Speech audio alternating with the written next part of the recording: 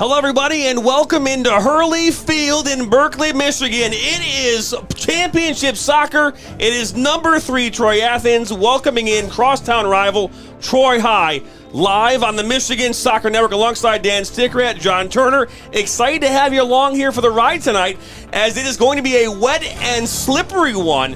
But at the end of 80 minutes, there's going to be a new champion possibly, or there's going to be a third consecutive champion here in District 13, Dan. Yeah, and this might be the case. Is this weather the ultimate equalizer, or is Athens going to continue being an offensive juggernaut? In the last 12 games, they've won 12 straight, outscoring the opposition 51-3 with 10 shutouts. They are playing as well as any team in the state, all 4 divisions combined at this point in the juncture. If you remember, Athens began the year in the top 15. They were there for a month. They fell down on honorable mention for a couple weeks, jumped back in. They've climbed up to 3. So Troy has not only a daunting task of trying to beat a red-hot arch rival, but Athens, again, is playing as good a soccer as anyone around the Great Lakes State. As you mentioned, Dan, they are playing some of the best soccer right now in the state of Michigan, and tonight is an opportunity for them to capture their 17th district final in school history. On the flip side, Troy High, they've come off a very, very strong 2 consecutive years, Dan, where they went and they combined 38 wins during that time period, falling short in the regional semifinals last year against Rochester Adams and against Northville here 2 years ago. They have a chance here tonight to maybe come in, be a spoiler, get some redemption since they lost those 16 players last year, and have an opportunity here to win their 3rd consecutive district title. Yeah, and Troy has a lot of players who, up until a week ago, hadn't played in the state tournament game of this nature. We talked about it the other night. They have 4 players that received significant minutes last year, and 5 or 6 others who were kind of on the end of the bench during lopsided victories. Troy had quite a few of those last year, so some of those guys got a little bit of experience. But Athens is a lot more returning than Troy High, and Troy has done a great job. They had a real slow start back in August. They took some tough losses, and as of late September, they only had 4 wins. Now they're up at 10 wins and playing their best soccer since the end of last season. As you see, there are 55 degrees here. Our Doppler weather bug here we have on our screen here right now. But we're going to hand this off to the public address announcer here at Berkeley High School. And we'll be back here after the national anthem and the announcements to give you first half action after this. 6-1, and the Troy Athens Redhawks, who are 15-3-2. Ladies and gentlemen, at this time we ask you to please stand, face the north end zone, as we pay homage to America with the playing of our national anthem.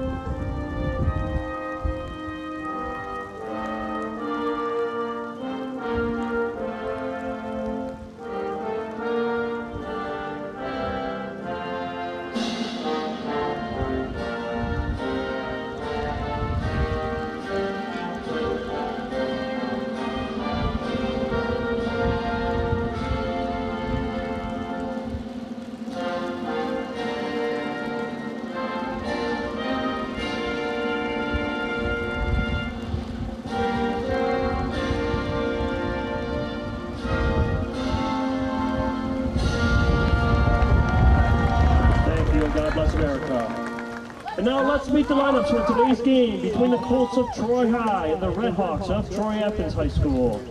For the visiting Colts, number 0, Simeon Kokev. Number 2, Christian Orzami. Number 3, Nicholas Kamagana. Number 4, Dick Carpenter. Number 5, Michael Gilo. Number 6, Leo Penzia. Number 7, Graham Baum. Number 8, Benjamin Sunar. Number 9, Johnny Warhol. Number 10, Clay Kusamo. Number 11, Peter Leto. Number 12, Andrew Pulowski. Number 13, Sefer Fele. Number 15, Noah Kamagola. Number 16, Kai Tan Franca. Number 17, Avery Gold. Number 18, Santiago Blanco. Number 19, Jack Hotz. Number 20, Mateo Blanco. Number 21, Zarin Ahmed. Number 22, Naul Lacaret. Number 23, Ebram Dakaruma. Number 24, Casey Buchai. And starting goalkeeper, Brady Courtney. The Colts are coached by Adam Spinks. And now for the Athens Redhawks. 0, Rashan Khan. 1, goalkeeper, starting goalkeeper, Adam Etheridge. Number 2, Mark DeCup, Delcat. Number 3, Luke DiGiovanni. Number 4, Jason Bona. Number 5, Gavin Farrow. Number 6, Dario Cadu. Number 7, Adriano Soya. Number 8, Luke Izzo. Number 9, Miguel Ramirez. Number 10, Nick Lorai. Number 11, Raggio Garcia. Number 13, Kevin Mirtulo. Number 14, Brady Feinstock. Number 15, Nick Rossi. Number 16, JD Huffman. Number 17, Griffin LeBay. Number 18, Fairs Almara. Number 19, Ethan Ram. Number 20, Alex Moraine. Number 21, Charlie Clark. Number 22, Manny Agabo. Number 23, Daniel Kedu. Number 24, Vadish Baxi. Number 25, Joey Mendrick. Number 26, Brady Rochkelly. And the Redhawks are coached by Todd Hughes.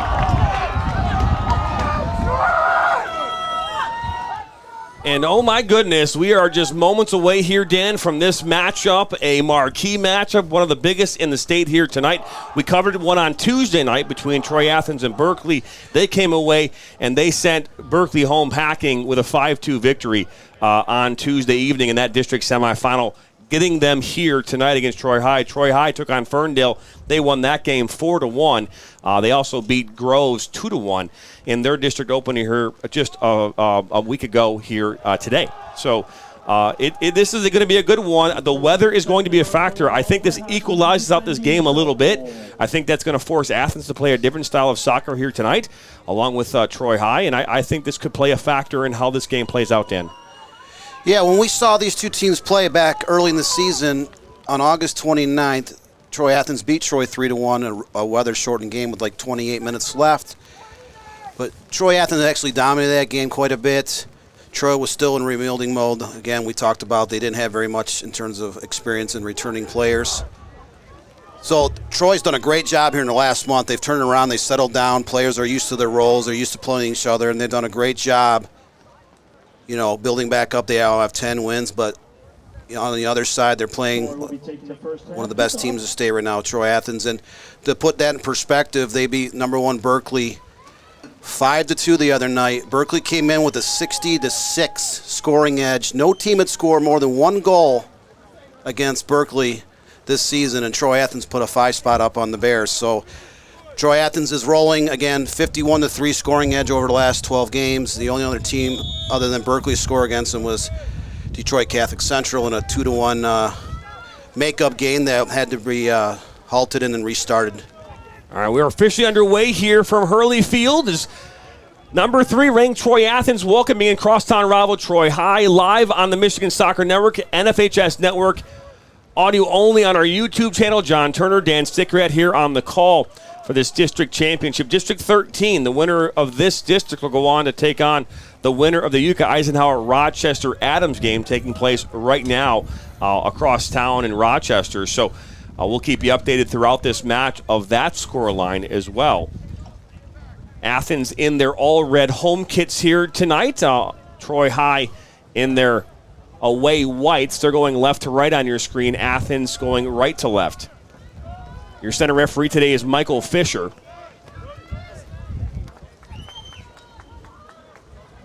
As this will be a throw-in here on that far side. Drops right inside the box. That was Rossi. That was right there. A good little deflection that goes just past that near post. I'm not sure we're going to count that as a shot there, Dan, but very close nonetheless. Just deflection wide. So after the conclusion of this game, we will just not crown a champion, but that will give the OAA Red 2 district champions. Oxford was in a great battle with Clarkson last night up in Oxford. The Wildcats came away with a 3-2 victory on a battle of top 10 teams, and then Rochester Adams, as we talked about, is playing Utica Eisenhower tonight as well. They're both ranked in the top 15, so if Adams can prevail in that matchup, that will give the OAA Red 3 teams advancing to the Sweet 16.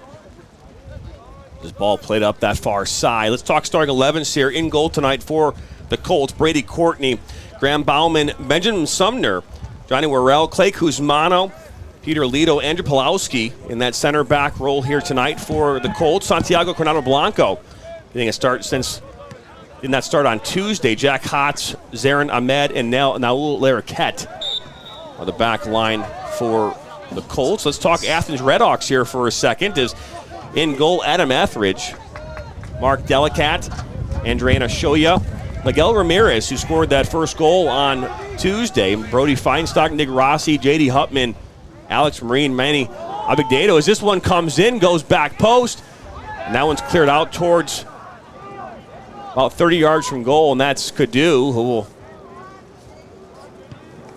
And then Vanis Baxi also in the 11 here tonight for the Redhawks.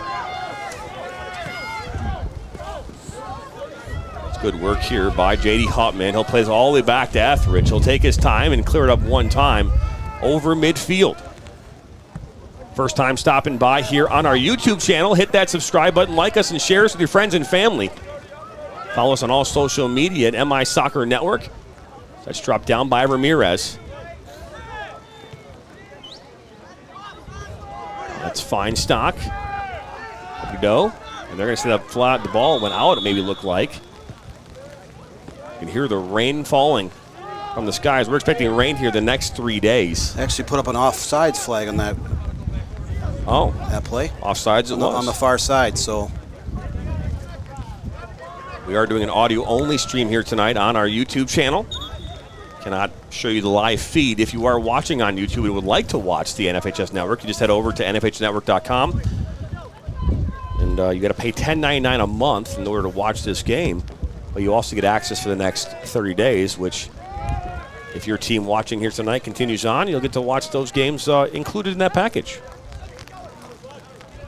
Or if you just like listen to me and Dan talk, you can just stick around here. This one will make its way toward Etheridge. Took it a touch. Rebound, and that one went in. And that is a goal for Troy High and the Colts. And just like that, a mistake there from Etheridge, and it's 1-0.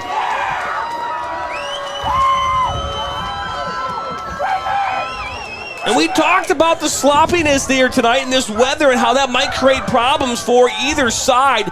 Didn't necessarily see it coming here in the 4th minute, but there's the rebound. That one put away by Johnny Worrell. Yeah, Graham Baum centered in. He caught Adam Etheridge off his line a little bit. Etheridge went to play it, tried to punch it over the crossbar, skipped down. Johnny Worrell was able to cash in a paycheck there from close range. That goal coming from Johnny Worrell in the 5th minute. 4 minutes, 11 seconds into this game.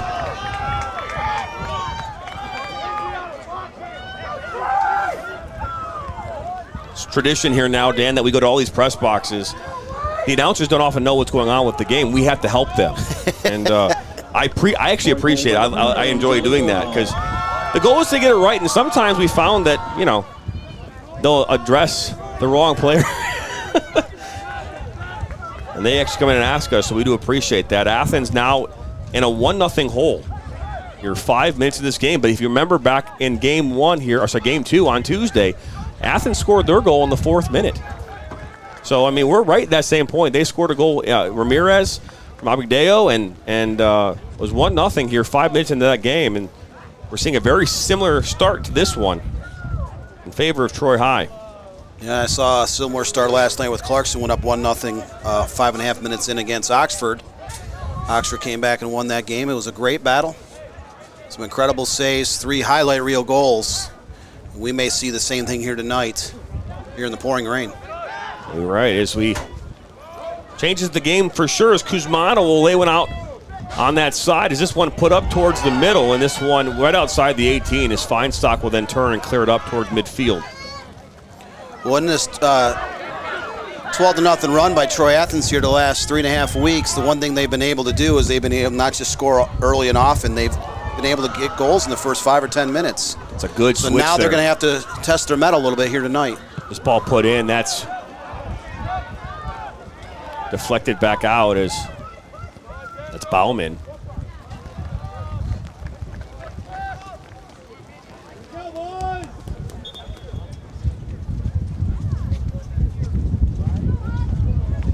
Two nights ago, we were here for that Berkeley-Troy Athens matchup in Game 2. We had a standing room only crowd of over 2,500. Today, not so many fans, but there are a lot of people are braving with umbrellas. A lot of umbrellas, so that it might whatever we lost in fans, we gained in umbrellas. But hey, nonetheless, an exciting environment to say the least. I mean, a chance to see two quality sides fighting for a trophy here tonight that will be given away at the end of this one, as we'll see Brady Feinstock putting this one back in for the Red Hawks. That's a good ball into the 18. That one heads its way towards almost like a hit off the woodwork there, the post. As you saw Brady Courtney watch that one go by. So a corner kick coming up now here for the Red Hawks. Troy Athens has been very dangerous on restarts here, in particular the last month. And they've put up over 50 goals on their opponents.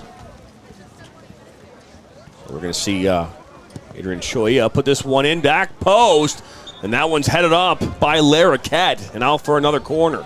Goal kick Athens. Normally I like to say it's a beautiful day for soccer, but it is a beautiful day to be watching this at home. Or in your car.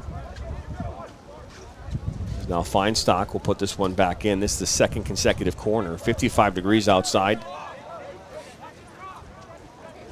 As we talked about here earlier, with the rain coming in, 11-mile-an-hour wind. As this one comes in, and this will be kind of cleared away. Just outside the 18 is Cadu with a streamer from 33 yards out here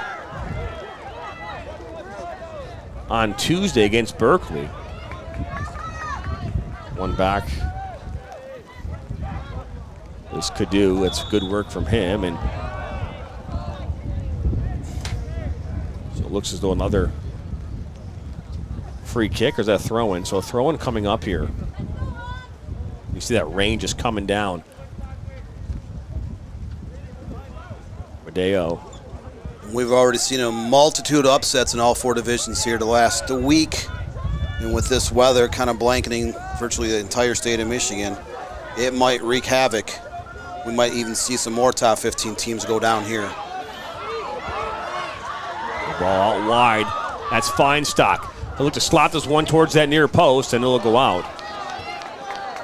Goal kick Troy. Feinstock has become a very dangerous player for the Red Hawks. They slotted him out to the left outside marking back position midway through the season. He's very dangerous. He takes a lot of their restarts. He pushes up in the attack. He's got a strong leg, kicked the ball 6.8 million miles, and you don't usually see marking backs contributing in the offense as much as Brody Feinstock has done for the Red Hawks. If you are here watching or listening to this game and would like to have a nice warm spot in our press box, we are offering that for $300 right now. It does come with Twinkie or Ding Dongs and fresh water with electrolytes.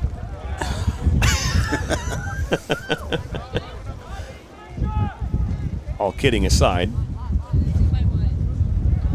as that's Jack Haas, will cut it back and look to put it inside, and one back by the Red Hawks, who have early on in this match maintained a majority of the possession. It's a good ball and move from Shoya. Shoya looks to put this right in the middle of the 18 for Ramirez, but he was unable to bring that one in.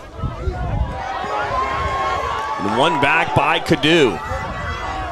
Looking for Delicat, and he's broken up, and we see a counterattack here. That's Johnny Worrell now. Put right back, and you're seeing the space here between both back lines right now. A lot of space in the middle of the park. That's on purpose.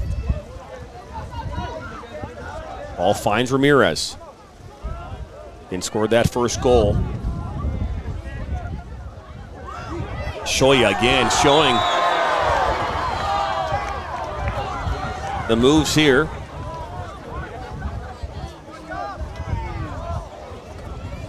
So in the pouring rain, you're on the left side of the goal box, but do you put this on frame? Try to get a deflection, skid it off another player. And you continue to hear that rain falling here from Hurley Field. It's definitely picked up the pace. It's on a slant to the north. So Shoya along with Feinstock. Now Feinstock will step away. Don't be surprised if Shoya puts this towards that near post. Try to bend one over the wall. This one ended up going along and not the ball that Shoya wanted on that play.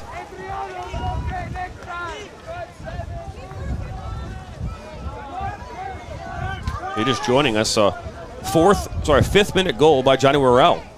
Ball hit off the crossbar. It went up, and Etheridge was unable to really find it. And Worrell put that one into the back of the net. That's all the difference so far in this one. Head coach of Troy High, Adam Spinks, in his first year. He's assisted by Jimmy Citura. Matt Mandarino is the goalkeeper coach. The Red Hawks, Todd Hugh, he's been around for over 13 years now at the helm. Won a state championship back in 2019. Now here comes the Colts. It was deflected. Misplayed as that's Cusimano, and now Graham Bauman. Put in towards the top of the 18, and that was Peter Lito, just unable to bring that one down. This one wound up skirting out on that far side. Todd Hugh is assisted by Frank Mancini, Jason Fawcett, Nick Watkins, and Joey Verheel. Todd Hugh's been around this parts for a long time. He got his coaching start. He was assistant coach back in the mid-1990s with Birmingham Roper and with Troy High. Took over Rochester High's boys varsity team in 2000, was there through 2011. He did coach the Falcons to a Division I state championship 2002. And as a player, Todd Hugh was part of the Red Hawks Final Four team back in 1988 in their Class A state championship team when he was a senior back in the fall of 1989. So a free kick coming up here for the Red Hawks. It's Brody Feinstock once again putting this back in for them. And this will be a direct shot. That will actually deflect out. I think it actually went off of Abido. Now for a goal kick. Abido tried to flick that towards the goal, just slightly wide to the right. See a change here. You see number 5, Gavin Farrow, coming in. Entered the match for the Red Hawks. Athens is not bashful going deep into their bench. Even against Berkeley in that first 40 or 50 minutes, they rotated 18 players freely. Did not see much of a drop-off in terms of starters. And Athens bench, they'll wear opponents down because they're able to do that. Sometimes they'll sub in 2 or 3 players at a time. You don't even notice a drop-off. They come at you in waves. They have a lot of attacking players on this team that have contributed with goals and assists throughout the campaign. 14 minutes into this game. 1-0 here in favor of the Colts. This ball put up towards an attacking third for the Colts and tried to be settled down, but Farrow won it. Now look at this ball into space. Well, that's a good tackle as this one will go out. That was Farrow that made that run up this near side. Great tackle by Noel Larroquette. He's one of the 2 returning starters for Troy.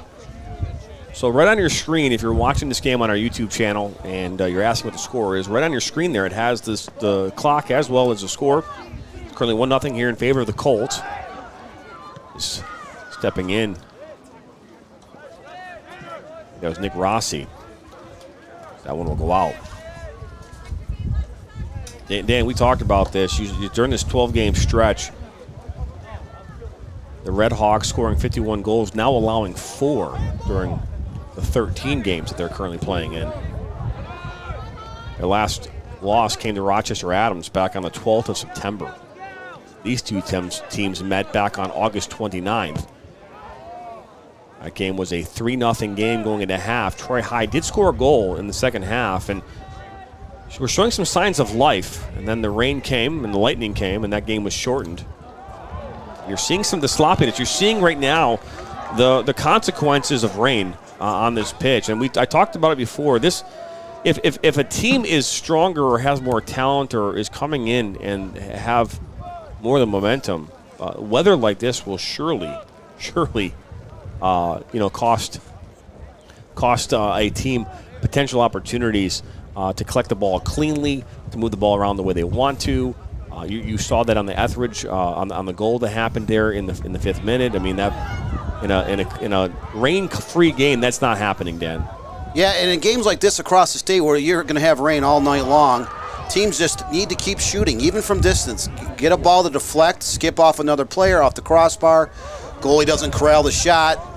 You get a corner kick. Anything to do to kind of create chances and muck it up a little bit. You know, it doesn't have to be a thing of beauty in weather like this. You just need to score more than the other team.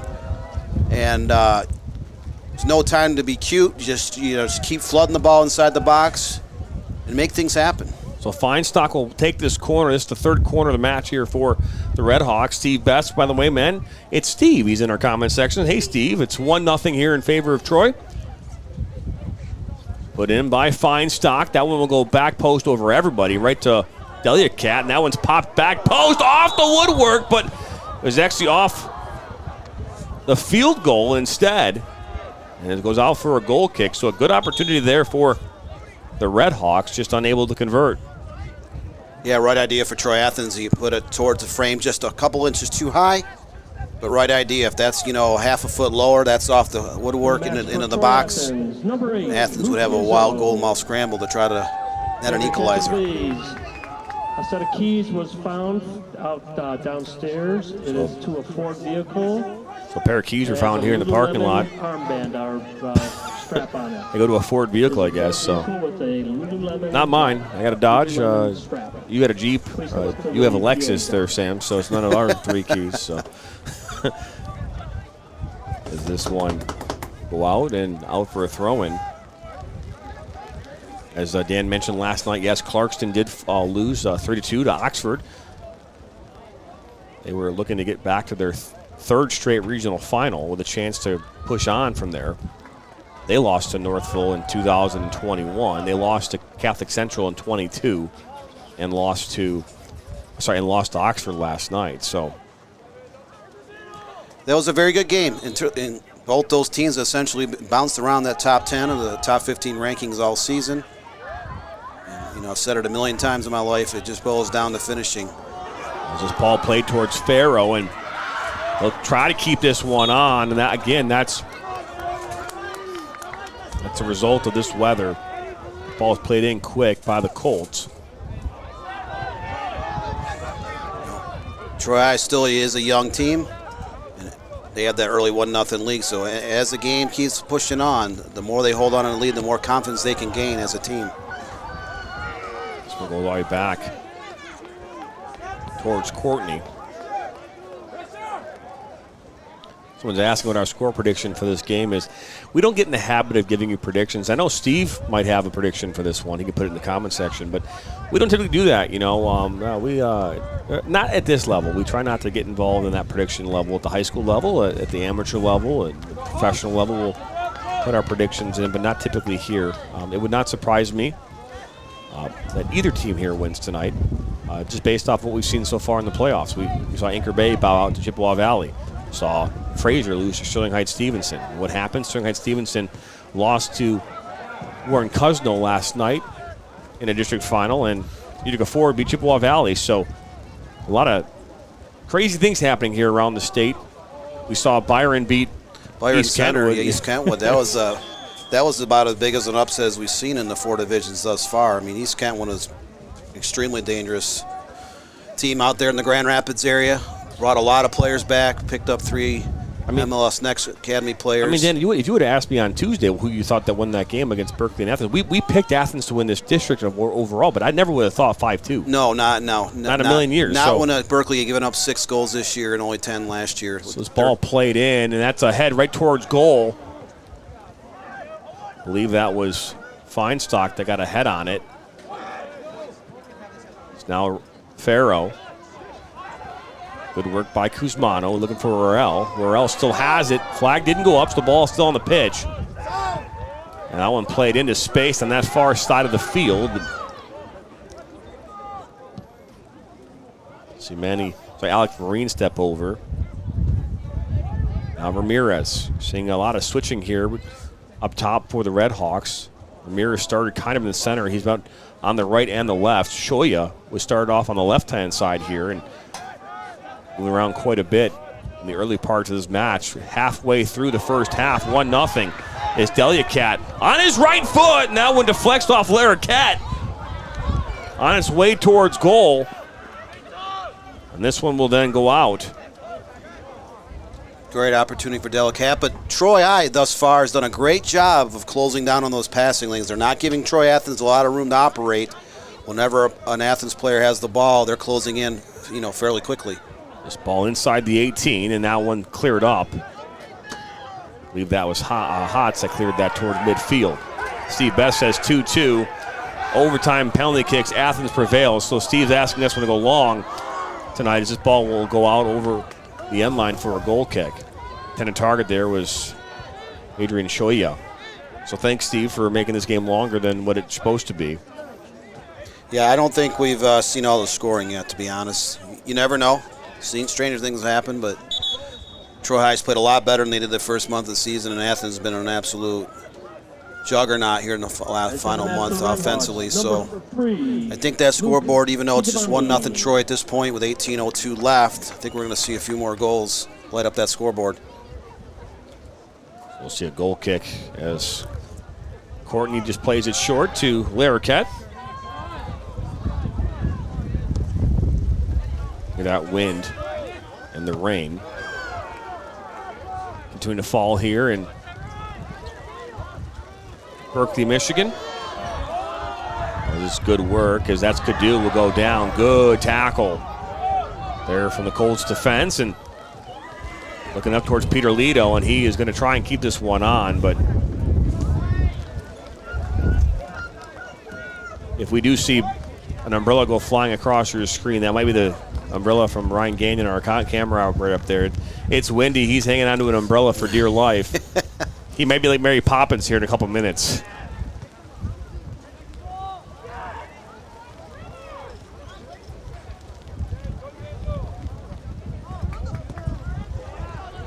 Worst case scenario, we lose a camera. We still have another camera and still have sound, which is a good thing, as this one goes over the head of Cadu. Daniel Cadu, the sophomore, had a phenomenal goal here on Tuesday night from 33 yards out. I mean, just an unbelievable shot that went past the diving Seth Davidson. Yeah, and the handful of games I've seen here in the state tournament, which began last Wednesday through Friday with the pre-district rounds, seen some highlight reel goals.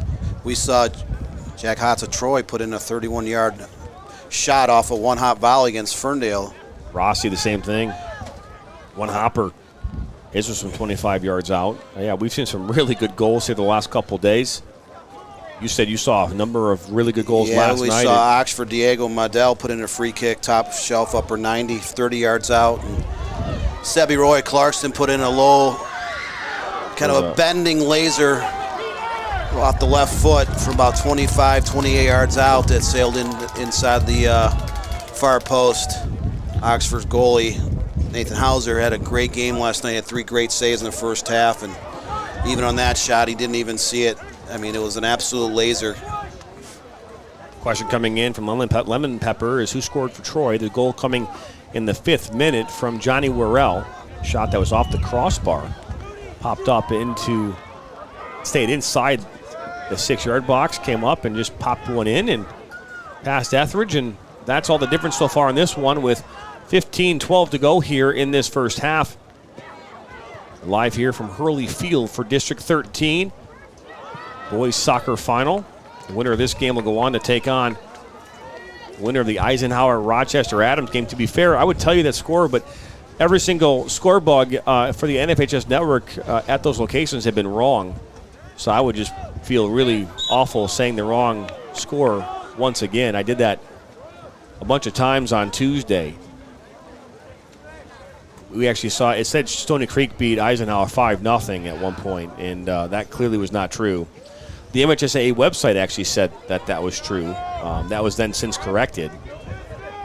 Eisenhower obviously beating Stony Creek 5-0, and then Rochester Adams beating Romeo 2-0. And look at this. Athens does have numbers here. Udeliacat met by contact there from Pulowski, and now Kuzamano will switch this to that far side. That was Ahmed. Jack Hotz was unable to bring that one in, and out for a throw-in on the far side. Another look at that look of the rain coming down with Troy High players in their, those aren't rain jackets, so those are just nice warm jackets when it's just cold outside. So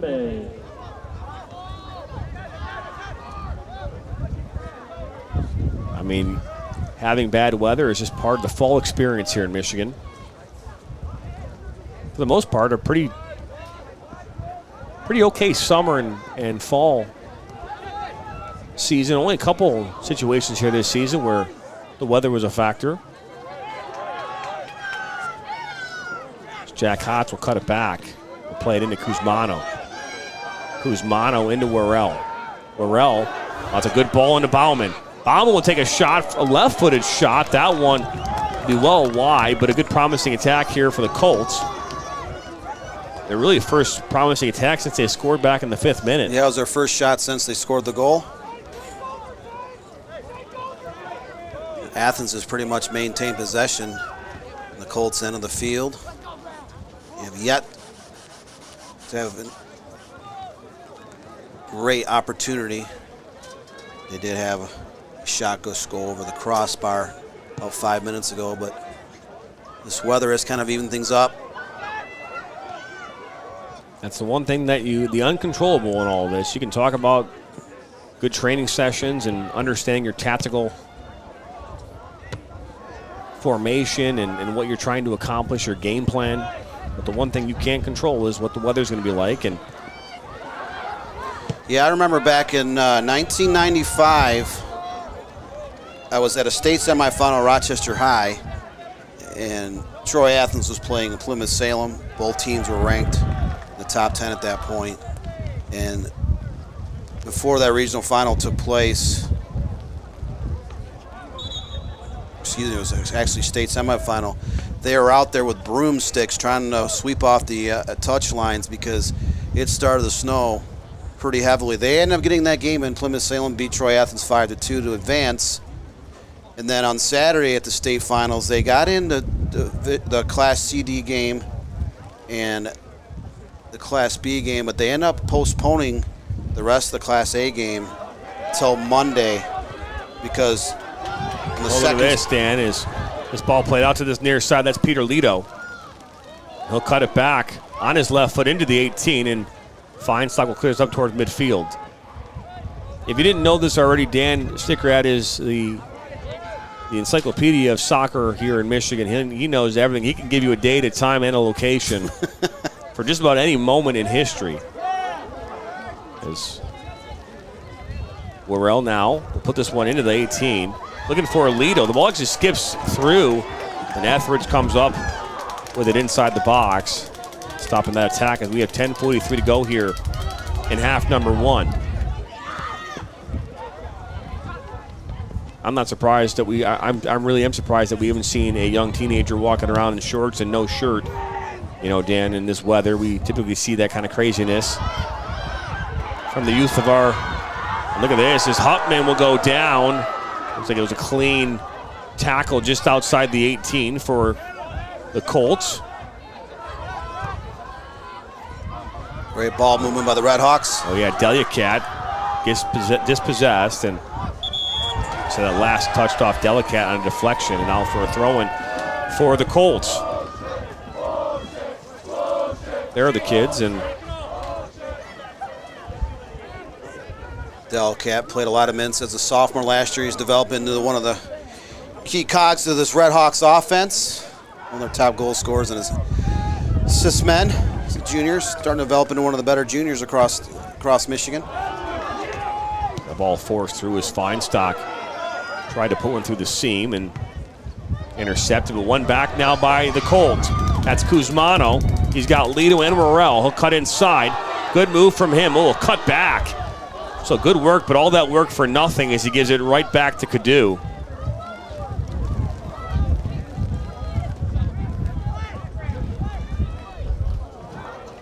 And a chance to talk with Jimmy Stachura, the former head coach for the Colts here before this match, as he came up here and talked with us in the press box for a few moments and talking about kind of the style of play here for the Colts, and talked about how while this could very well balance out this game and maybe be the it factor that might help keep this game close and maybe places will play, maybe because of how Athens has rolled into this game with the amount of goals and what they just did to Berkeley, you could argue coming into this game that this could have, looking at it from a different lens, that this game could get out of hand if it was based on what we saw earlier this week. But he talked about how this game was going to be a lot more level than you thought. He also mentioned their style of play and how the rain could actually impact the way that the Colts play with the ball and how they want to possess the ball and move it around. We talk about that with no disrespect to either of these teams, but sometimes there are some teams that come in that are just heavily favored over another one. And I mean, when you looked at that game on against Ferndale and Troy, you're looking at that, historically, a Ferndale team, against a Troy High team, that's a game, Dan, that could get out of hand. And it got out. I mean, the goalkeeper for Ferndale really did a fantastic job. Leo Curran was had 13 saves in that match, and he was very active, kind of patrolling that box, keeping it relatively close. But Troy had just far too many club players and too much experience on that level against, Ferndale. Done a good job for the last 4 or 5 years, becoming slightly more competitive, but they're going to call the Colts there, and that's Ahmed. Called for the dangerous play. Sets up Athens with a dangerous opportunity just outside the box on the far right side. So they're starting to flood players into the box, see what they can get out of this opportunity. So as Feinstock will look to put this one back in. He's got some good targets there back post. He's got Alex Marine and Delicat. Also has, I believe it's Gavin Farrow. Ibadeo, apologizes. Feinstock puts this one right in towards that near post.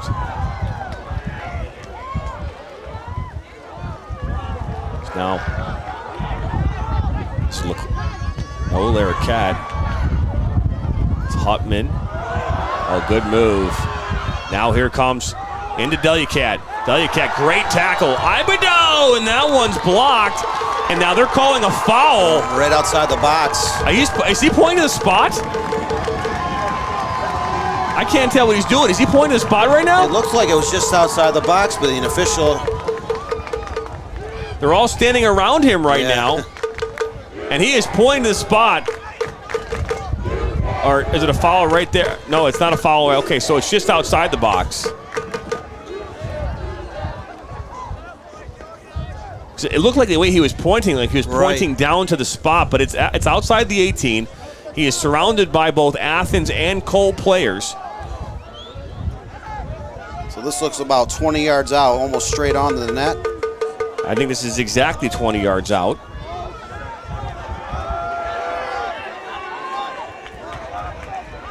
So it looks like Cadu along with Feinstock. Cadu looks like he's going to take this. It's a 5-man wall. Courtney is set. Cadu will take the shot, and that goes in! An absolute brilliant strike by Daniel Cadu. Bends it around the wall. Nothing but net. The Red Hawks net the equalizer with 5:37 left. Daniel Cadu getting his second goal here this week. None more important than that one, as it's the equalizer. We'll take another look here on your screen. And he put that one just past the wall and right past Courtney. And it's 1-1. You figure the way Troy Athens was possessing the ball, they've been attacking, they've had the ball in Troy's half of the field for most of this first half, that eventually they'll be able to knock down the dam. Will the floodgates open? We'll see, but Athens has had the momentum for quite some time. Now it's a whole new ball game now that the Redhawks have tied the Colts 1-1 here late in the first half. Cowbells coming out. A little more excitement now as we'll see was Santiago Blanco spilling there on the near side. Settled down by Bauman. Now Worrell. Surrounded by two Red Hawk players. And put in towards top of the 18, towards Peter Lito. Over his back is J.D. Hutman, and now Cadu comes over. That one's going to last touch off Peter Lito and out for a throw-in on the far side. David Kane coming in with a comment. Composure and possession is vital in big games. Couldn't agree more. I think the key there you want to add there is possession, though, with purpose. There's a lot of teams out there that can outpossess teams, but they can't find ways to score goals. We see that time and time again. And I think that was a little bit of Clarkson's problem last night against Oxford. They had a great job the last 20 minutes knocking the ball around. They had Oxford on their heels, but they got inside 30 yards in front of the net, and they struggled to get shots off. They had a few. They had better chances in the first half when it was more of an even game. And as time wore down, Clarkson started to panic late. They just couldn't seem to get anything going in terms of a serious threat. Ibido. Oh, good move from Ibido. Put just one into the 18. One-time shot from Ramirez goes up and over. No, it was Delicat that put that ball in. I apologize. It looked like Ramirez there for a second, so I apologize. It was Delicat. 3:37 to go in this opening half. Troy Athens has definitely had the better of the opportunities. We're at 1-1 on the scoreboard, but Athens has a 5-2 overall shot advantage. Both teams have only had one shot on frame, which resulted in a goal per side. Athens has had 3 corner kicks, but they have outpossessed Troy by a significant margin, and they have gained a little bit of even more momentum now. They knotted this game up with 5:37 left in the first half. So Larroquette puts this one back in towards midfield. Good win there by Cadu. If you are watching this on the NFHS Network, we are going to give you a little bit more commentary here tonight, maybe than normal, just because we are also doing an audio-only stream on our YouTube channel. So we try to give a little bit more of a description of what's going on here today. Second time in the history we've ever done this before is Rossi gets tied up. Burrell loses the ball, and now here come the Colts. So that's a good opportunity. It's a great work from Blanco, but he loses the ball. Now look at this, Delicat. You're just seeing quick transitional play here from the Red Hawks, as well as the Colts. Shoya will put this one back post, and that one just skims past the far post and wide. But you see how quickly Troy Athens gets the ball back. They made a steal right up midfield. They knocked the ball around. 3 or 4 players touched. They sent it to the far side. That player was wide open. He took a few touches. Misfired by a couple yards, but the idea is there that when they get in attack mode, they get the ball back, they get down to the field in a hurry. Yeah, that shot just went right past the diving Courtney and past that far post. We are a minute 47 here from end of this first half. At the halftime break, we will send it to commercial on the NFHS Network. On YouTube, we'll just hang tight.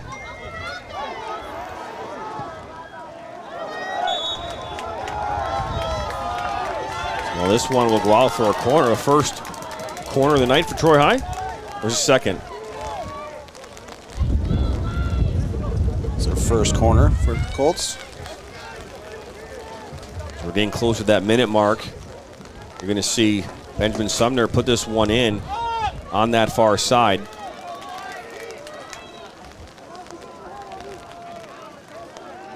Good look. This one comes in. Oh, a good win there by Feinstock. With a heavy touch by Kuzman, but he loses it, and Athens they have numbers. They got to find a way. Shoya's got to get Deliacat. He didn't find him. He took the ball for too long there. If you're Shoya, you got to find a way to get that up to Deliacat as fast as possible. But good work defensive by the Colts to recover from that one, because Athens had 3 versus 1. You now see a closer look there at Griffin LeBay. Throw this one in. Out comes Courtney, and this one actually almost skips into the 6. Now right to Feinstock, one-time shot, and that one skips just past the far post. And you can see what Troy Athens can do when they get momentum. They are absolutely swarming Troy's backfield. 4, 3. They're able to net that equalizer with 5:37 left, but 7-2 shots edge, Jonathan. Troy Athens over Troy. And Athens is trying to get those floodgates to open here as we walk in the half. That's right. We are at the end of this first half, Dan, and it is exactly what we expected, a good one, a battle. We talked about it in the opener. You saw it in our promo. This is the first time in 3 years that Troy Athens has been here. It is the 3rd consecutive time that Troy High has been here, and we have 40 minutes. We are tied at the half. Who is going to come away with a district final tonight? Will it be Troy Athens with their 17th? Or will it be the 3rd consecutive for Troy High? We will find out after this.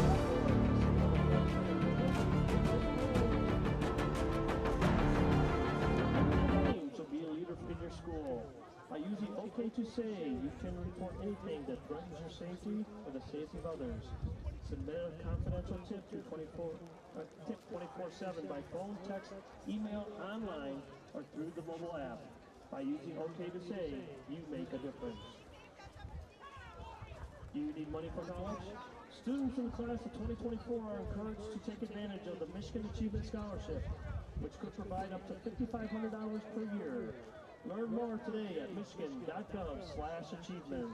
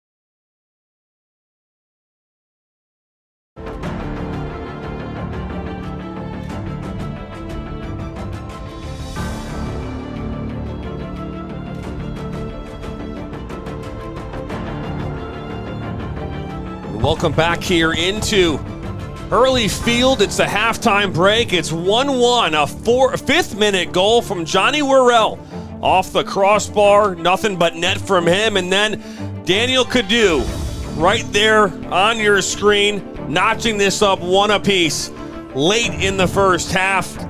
It's 1-1. 40 minutes will decide who the next district champion is here in District 13. Will it be Troy Athens getting their 17th, as I mentioned before, or will it be the Troy Colts for the third consecutive year? You're about to find out. And you're watching it all right now on the Michigan Soccer Network. You're watching it live on the NFHS Network and on our audio-only stream here on YouTube. Players are ready. The referees are not. They are still in the locker room. But we are all nicely bundled up here in the press box. It's warm, fantastic hosts here at Berkeley High School. One of the best, not only on the pitch, but also in how they handle all of us here in the press box. So they cooked us up some hot dogs and hamburgers on the Blackstone here earlier. And you know when you can go with a hot dog without actually any condiments on it and it tastes really good, that's all that matters. And I had also added to my halftime feast with a Reese's peanut butter cup. I did bring those to you as tonight. we all know, that is my candy of choice. We did bring it. We did bring it back. This music, man, is the best music I think I've picked in a long time, Dan. Yeah, we've had quite a few cool things we sprinkle in here in the last 15 months. Sometimes I'll be driving down the road and I'll start hearing this in the back of my head, some of our theme songs and background music. That's right. As referees have still not made their way up. Now here they come. They've made their way out of the... There's a little special room here in the back of the stadium that actually, Dan, I remember when I used to referee games here many, many, many years ago. And I will tell you that room was great. It's like a little place you park the go-kart and or the golf cart, whatever you want to call it. And that's... where we'd hang out before and during halftime for these types of matches. Thoughts on Cuzno High School? You know, hey, Cuzno won a district championship, so my thoughts on them right now are pretty high.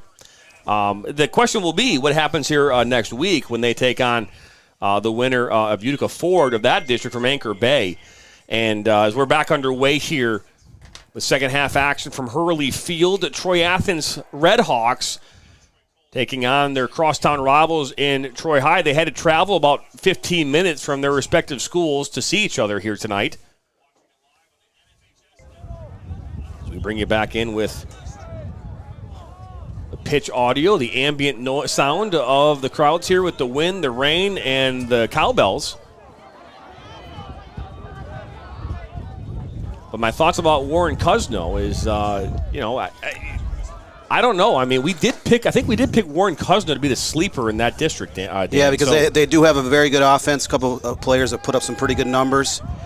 And Sterling Heights Stevenson did them a favor by pulling one of the bigger upsets in the entire tournament, beating Frazier earlier this week.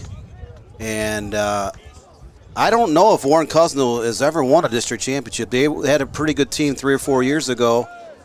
And actually, it was 2020. They had a really high seed. They had a lot of players back, and they had to withdraw from the districts in 2020 because of the COVID issue. That was probably their best chance. So hats off to Cuzno of getting it done this year.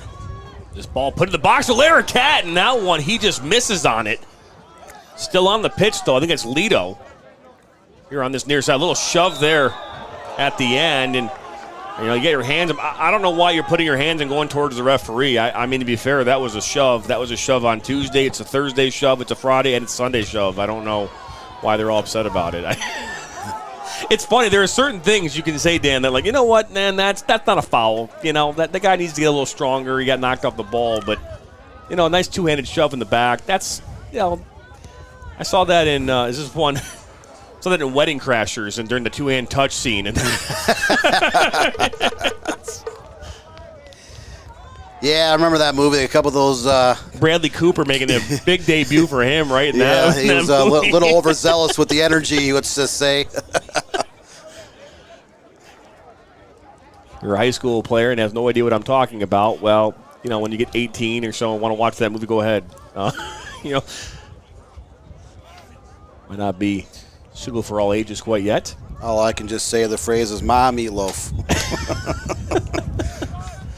Anything Christopher Walken in, by the way, is like a home run, right? This ball will go out on that far side. It's 1-1. Again, 2 first-half goals. A goal in the 5th minute from Johnny Worrell, and then a goal in the 35th minute from Daniel Cadu, and his second goal of the week. Both of his goals, a thing of beauty. A goal of 33 yards out on Thursday, beating a diving Seth Davidson. I mean, and Davidson has unbelievable range.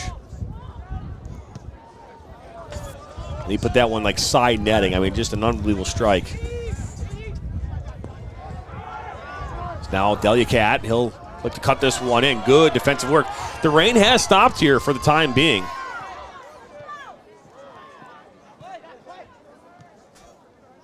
And that's a foul.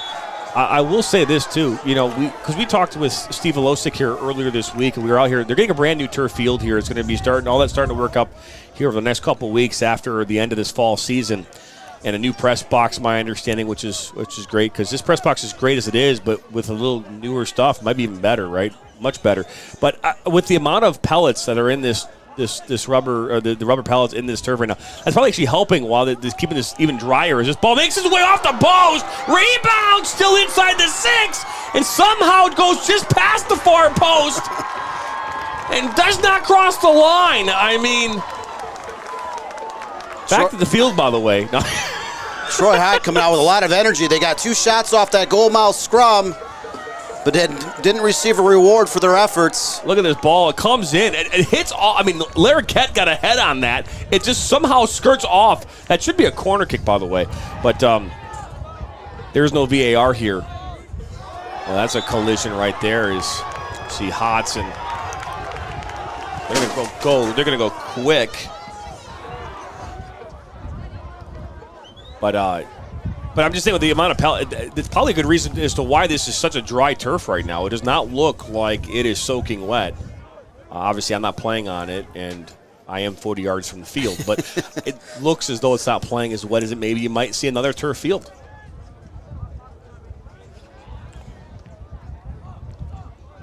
So 5 minutes into the second half, a golden opportunity for the Colts to pull up here, and then see as Huckman gets taken down, but called the throw-in instead. So some scores of interest around here in Oakland County. Bloomfield Hills and West Bloomfield were tied 0-0 at the half. Rochester Adams had a 2-0 lead over Utica Eisenhower in the second half. And in Division III, Detroit Country was beating Pontiac Notre Dame Prep 1-0 at the break.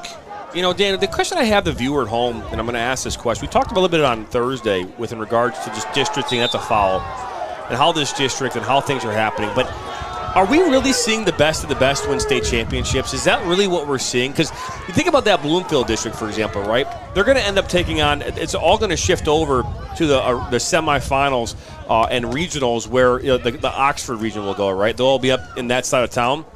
They're not going to come to this region here on this side.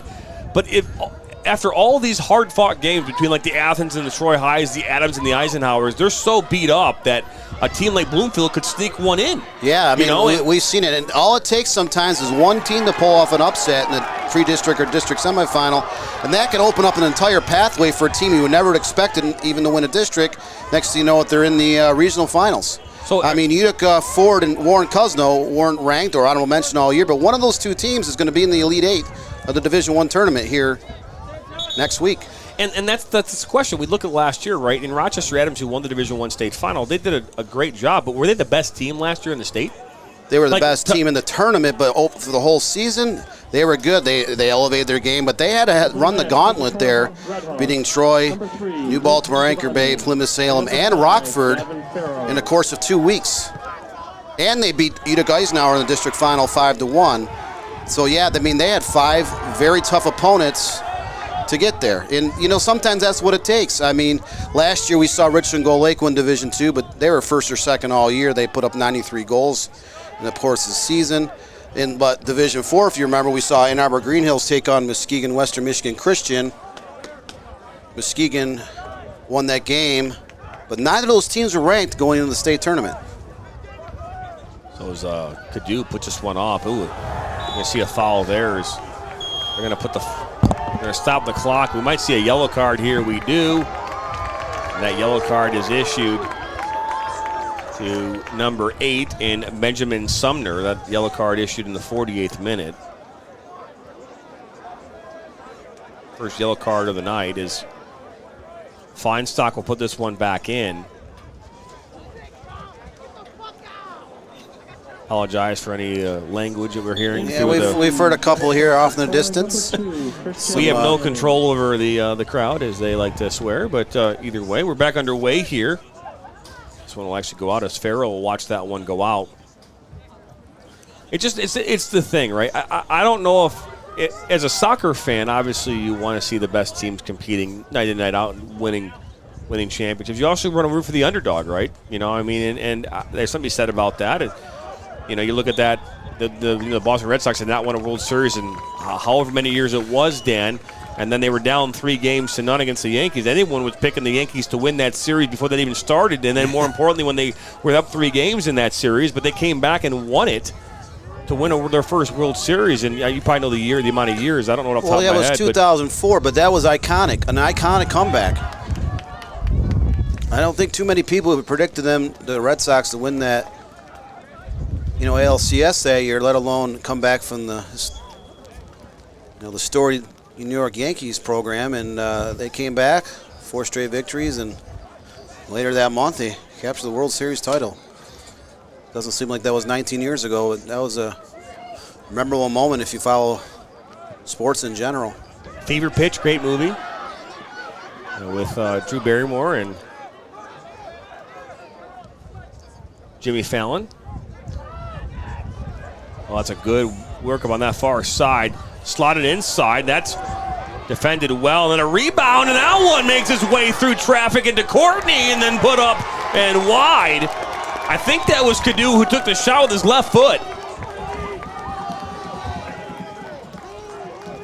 Things are happening fast here tonight, Dan. Number 8, Benjamin Sumner. Troy came out with a little bit of edge there the first couple of minutes. Athens has kind of nullified that and regained momentum.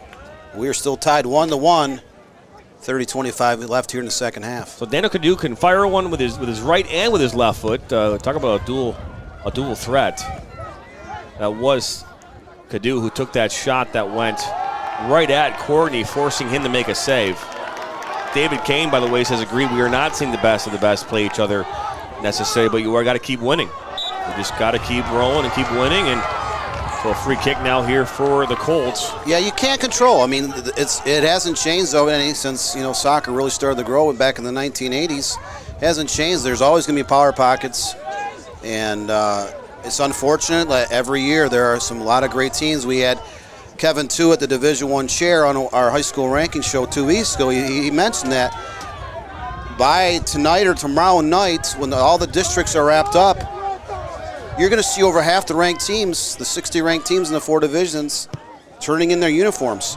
This ball comes in. It finds its way, popped up inside the 18 still. It was making its way towards the 6. And now that one will be last touched off of, that's Clay Kuzmano.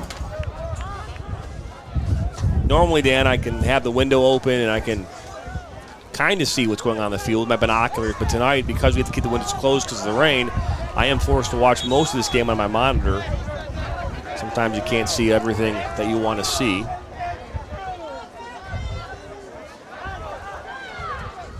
I want to thank you all for tuning in here tonight. 34 of you are watching on our YouTube channel, audio only.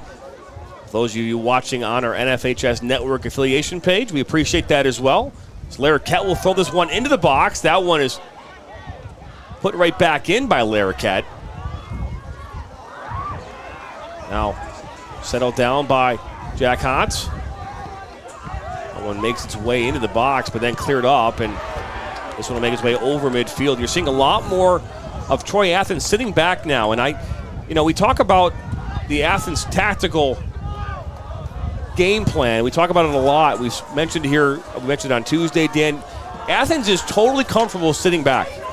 And right now, I think what they're doing in this moment is Todd Hughes said, hey, you know what, let's give Troy get them an opportunity here to build up a little bit, and then we're going to just go ahead and counterattack and go score a goal. That is what Troy Athens does best, especially in these deep playoff runs. Blair Kett will put this one in. It'll actually fall right at the top of the 18 as that shot goes wide and high from Peter Lito. So maybe a little sense of false security, maybe for the Colts as they get a little confidence bringing the ball forward, because in that first half they did not have much of the ball, if at all. And now the rain in the last couple minutes has started to pour once again. Yay. So that's more of an equalizer. You are starting to hear that fall once again. They did say there was going to be a clearing, and it cleared for a little bit there. That was nice. Ooh, a little shove there.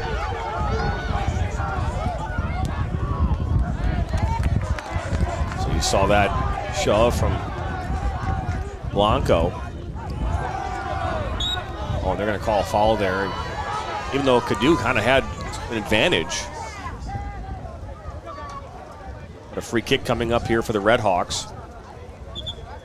So we have 26 minutes to go here in this one. It's 1-1. Both goals scored back in the first half. Both goals coming in the 5th minute of each, at the beginning of each and end of each half. So that's a pretty interesting fact there, Dan. First goal coming in the 5th minute from Johnny Worrell. The second goal the first goal for Athens. The second goal of the game coming in the 35th minute is Cadu will put this one into the box. Courtney will let this one kind of go past that far post, and it'll make its way to him after, I believe, hitting J.D. Hutman. We've seen in some of the games that we've broadcasted Troy Athens, a lot of those long free kicks because they used Brody Feinstock. Tonight they have gone to their sophomore Daniel Caju, who had the goal earlier for the Red Rocks, and he sent that in 45 yards out. They were able to get a shot off. Going to go up over the top. Looking there for Luke Izzo. Now dispossessed, and ball won back by the Red Hawks. The flag did go up, but Shoya now will look to put this one in off of Clay Kuzmano and out for a corner. So this will be the first corner here of the second half. A golden opportunity here for the Red Hawks, who are very dangerous on set pieces.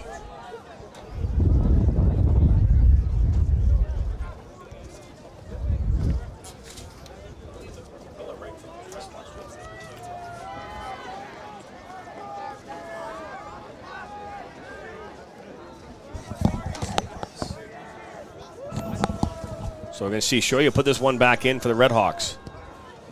This ball comes into the box, and it's a head on it, and it's 2-1! Alex Marine giving the Red Hawks a go-ahead goal. Perfect corner kick by Adrano. Shoya puts it right to the far post. Alex Marine with the header leaves no doubt. With 24:58 left on the header off the corner kick. 2-1 Troy Athens. Those Athens' fourth shot of the half. That was lethal. Red Hawks has slowly gained that momentum back after Troy was matching them for the first 15 minutes of the second half. And now Athens is in a comfortable spot. They're used to leading late in games on a 12-game win streak. And now Troy has to find a way to come from behind. Try to net an equalizer. That goal coming in the 56th minute. Adrian Shoya on the corner kick, finding the head of Alex Marine, who puts it past Brady Courtney on the near post. And you're looking at that goal back at it, wasn't Courtney's fault, but the player on that near post just didn't do a very good job of stepping off that post to try to get that ball. So Athens Redhawks here in the lead with 24.5 to go. Shoya, who's been somewhat bottled up here in their 2 games here at Hurley Field this week. He's the Redhawks' leading goal scorer with 16 on the season, but he came through with the clutch corner kick, put it right there inside the 6. And that's where, if you're the Colts, you can look at missed opportunity. I mean, they had that opportunity off the woodwork here just only a couple minutes into this second half, where that ball was skirting around and just somehow find a way to not go in. They have not had a lot of opportunities here tonight, and they are in a hole here with under a half hour to play. Yeah, and Troy's only had 6 total shots this whole contest, only 3 on frame. And with a young team playing against an experienced side, they have to find ways. Oh, look at that. Good overlapping run. That was from Ramirez, and that one poked away and out for a corner. So another corner opportunity here for the Redhawks, who just scored off that corner kick here a few moments ago. They scored both goals tonight here on set pieces. One from Daniel Cadu back in the 35th, and obviously that one from Alex Marine here just a few moments ago. And this is the Redhawks' 6th corner of the match, 3rd of this half. Completely different look here on this corner as you see, let's say Farrow's putting this one back in. It goes back post. Marine was right there. It almost made his way to Cadu, and then a one-time shot from Luke DiGiovanni, and that one somehow stays on the pitch. So just a missed timed hit there is Cadu. And that one's going to go out for, they're going to say a goal kick. It looked as though it was going to be a corner. I don't know about that one, Dan. Physics looked like that one. Yeah, that was a but hey, little off. But then it's not why we're paid to wear the big bucks and carry the flag and wear the lime green. I mean, to be fair, Dan, I think I could probably call a game from up here. I could issue a yellow card. We just put on like a nice monitor out there, made like a rolling robot with a monitor on it. A yellow card. I'm sorry, you have a yellow card. So a throw in on the far side. Blair Cat, he's consistent, long throws. You hear that wind, that 11-mile-an-hour wind coming in out of the west. I want to give a shout out to our camera operator Ryan Gagnon up top tonight. He is braving the elements, we could say. Yes, he is taking one for the team. At least the players out there, aside from the ones who are currently riding the pine, they are all wet, but they're at least getting some running in, right? So they might not be as bad. It's the goalkeepers, honestly, and the people who are not playing on the field right now. Those are the ones that feel it the most, along with the coaches. It's a good ball. Can he get there? No, he can't. And right back to the Colts. Good pullback by Bauman. He'll switch to this near side to Ahmed. Ahmed taken down by DiGiovanni, and we might see a yellow card here. We are. So DiGiovanni's going to get a yellow card. That's second yellow card of the game. First one to the Redhawks. A little shocked by that yellow card. Not saying that wasn't necessarily deserving of a yellow card, but on the weaker side of the fouls tonight.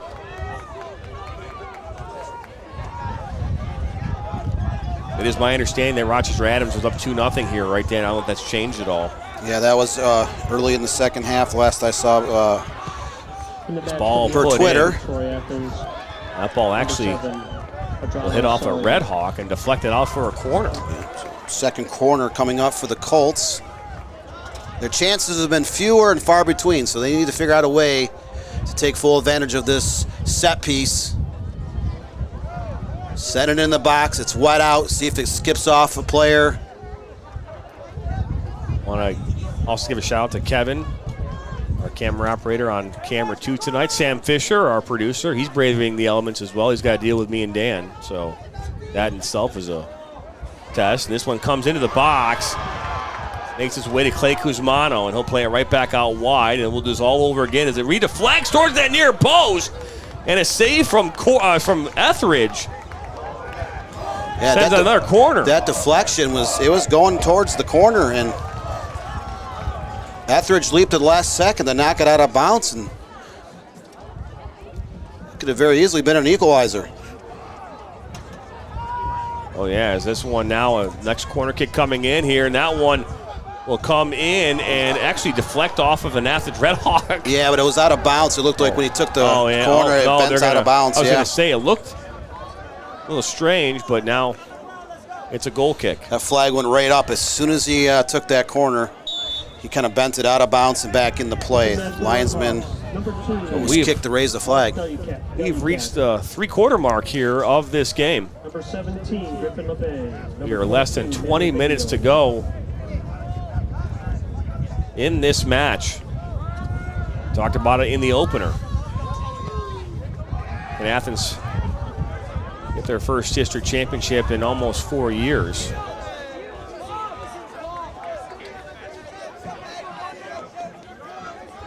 And can Detroit Colts find a way here to find an equalizer? Come back and get their third consecutive. So, and the Redhawks last won a district title back in 2020 on their way to a semifinal appearance. They fell in that game, but they did win the whole thing in 2019. Right, they beat Traverse City West in 19, came back and lost to the Titans in the Division I state semifinals in 2020. Traverse City West is playing Midland Dow this evening. They're 19-1-1. Traverse City West is one of the few teams to actually beat Troy Athens this season, beat them 2-1 back in a non-conference game back in late August. We appreciate you tuning in here and watching on the NFHS Network. Highlights from this game will be available tomorrow morning on our YouTube channel at the Michigan Soccer Network. Watch the highlights from two games on Tuesday between Troy and Ferndale and Athens and Berkeley. They're currently available there. Next week we're going to be out at Troy High School for the regional semifinals. The winner of this game will take on the winner of Rochester Adams Utica Eisenhower in the matchup there, and then the winner, Utica Ford and Warren Cusnell will see each other, I believe, in that first game on Tuesday. We'll be out there for both the doubleheader and then the final on Thursday. A Bird did come into the press box here during the halftime break and did say that they thought Athens was going to have a 3-1 victory here. 2 goals in the second half, so far they're kind of right. It's close. So we'll have to see. Did not make a bet, though. We did not make a bet. It was just, he just said it, and I said, okay. This is a shot from distance from, I think that was Ramirez. No, that was Shoya that took that shot. I apologize. Yeah, we just picked up a text that Traverse City West did hold on to defeat Midland Dow 2-1 in their district. So the Titans are part of the Sweet 16 as well, as our field in each of the 4 divisions is starting to take shape. We should see just about every match in the district finals settled tonight. Some were settled last night. I believe there might be 1 or 2 in northern Michigan that play tomorrow, but well, to be fair, it is snowing right now in the UP, so I mean, it's, you know. Hey, hats off to Kingsford. The Upper Peninsula is participating in the state tournament for the first time since 2006. Kingsford, Division III. They're now 21-1, district champions for the first time in school history. And then Marquette, which has always been a strong team dating back to the 1990s, plays Petoskey tonight in Marquette at Kauffman Stadium. So, chance the UP will have 2 district championships in their first time competing in statewide tournament in nearly 2 decades. Unbelievable. Is this one thrown in by Larroquette into this around the 12, and that one's headed up. Now settled down by the Colts. One back, put up over midfield. That was Alex Marine.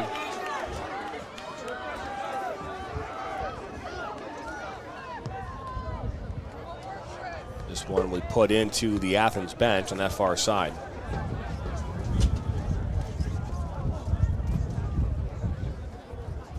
And the conversation, Dan, that keeps coming up is, and it's something that when talking with coaches across the state, we've had a lot of conversations here over the last couple of days, in regards to future districts and what that might look like. As Shoya wins the ball back, we've seen him in tight spaces finding his way to get through 2 and 3 defenders tonight, and this one will be won by the Colts. But just these conversations, Dan, that we've been having and trying to figure this out, because the state has to be feeling the pressure at this point in time. This is 40 years in the making of redoing this whole district thing, and I know that a lot of conversations are happening with the state and within the soccer community of high school here in Michigan, and for someone that's sitting in this chair and watching these games here every single season now, there is time for a change, and if there isn't a better time than now, then it'll never happen. You've got to. If you're the state of Michigan, if you're listening in here, hopefully you are. We're going to tell you, they've got to find a way to make this better. All right, and better doesn't always mean it's going to be equitable, right? We know that. We know that it's not always going to be fair. But the goal is to make it fair as much as you possibly can, with the understanding that some teams are going to get screwed from time to time. It's going to happen. But you can't have 6 teams get screwed in one district. You can't have the number 1 team versus the number 1-3 team in the state playing in a district semifinal. You can't do that. It just can't be done anymore. You got to find a way to make it possible for the teams that, and every team has a fighting chance, right? Unless you decide to stop making it where everyone gets to play and start making just the best teams, the top teams who get their who have the best records, best MPR, they play. I mean, that's really the only 2 options you have. You either have to redo everything, or you have to say, hey, if you got 10 wins, you're in. And that might sound terrible too, but I think that at least then you're expecting to play better teams at that point. Yeah, and we finally see movement here in the last decade where in sports where there's a 1-game elimination format, talking about soccer, basketball, volleyball, baseball, softball, boys and girls lacrosse. Now, lacrosse does a better job, but there's not as many teams. There's only like 150 schools or so that have lacrosse. It is growing, and it's been growing at a relatively fast pace. But they do a good job of taking all those schools, like 12, 15 schools in a region, and they pretty much seed them all. I'd like to be able to see that trickle into some of the other sports, because we've seen issues beyond soccer. We've talked about this before in baseball and basketball, where the same thing's happening over the years, where you have just a grouping of very good schools, and they keep winding up in the same district 9 out of 10 years, and it's hard when you have to run the gauntlet to win a district in a sport, and then you go into a regional semifinal and you blow an opponent out. And I think the argument, and I know that some coaches, I think, had to come from the perspective that maybe, playing in these current seeding situations, you might have 2 weak teams draw each other and giving a chance to play. But I actually argue that in the new way, I think the teams that don't do as well would actually find some more success, because and I mean that collectively as a whole. I think you might see a team like a Groves or a Bloomfield Hills, for example, or a West Bloomfield. The teams who are currently playing these other districts seem to be more wide open. As this one comes in, and wow, that one streamed right past the far post.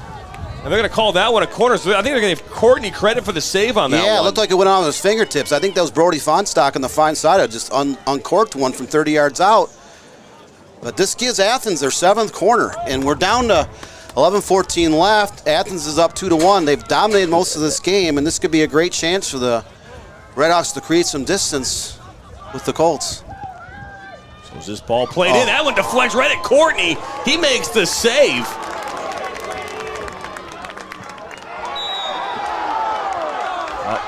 We're going to stop the clock. Looks like a yellow card. The yellow card was issued, and I'm not sure who got it. So is it an Athens player? Yep. I just don't know. Looks like that rain is even starting to come down even harder here. Inside 11 minutes, Troy Athens does have that 2-1 lead.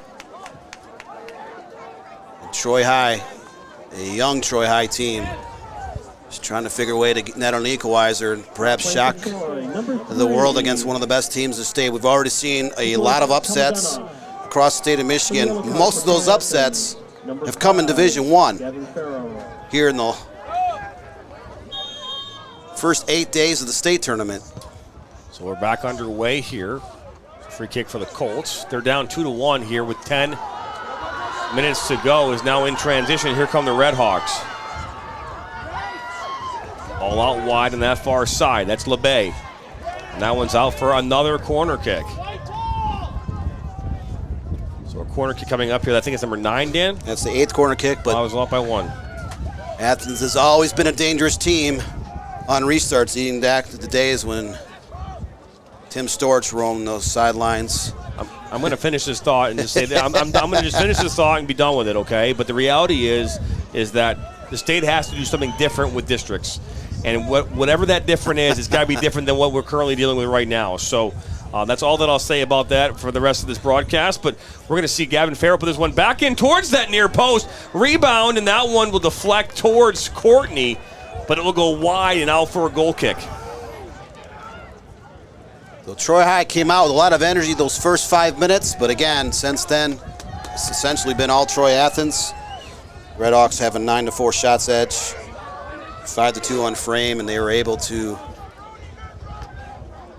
take that lead. 24:58 to play.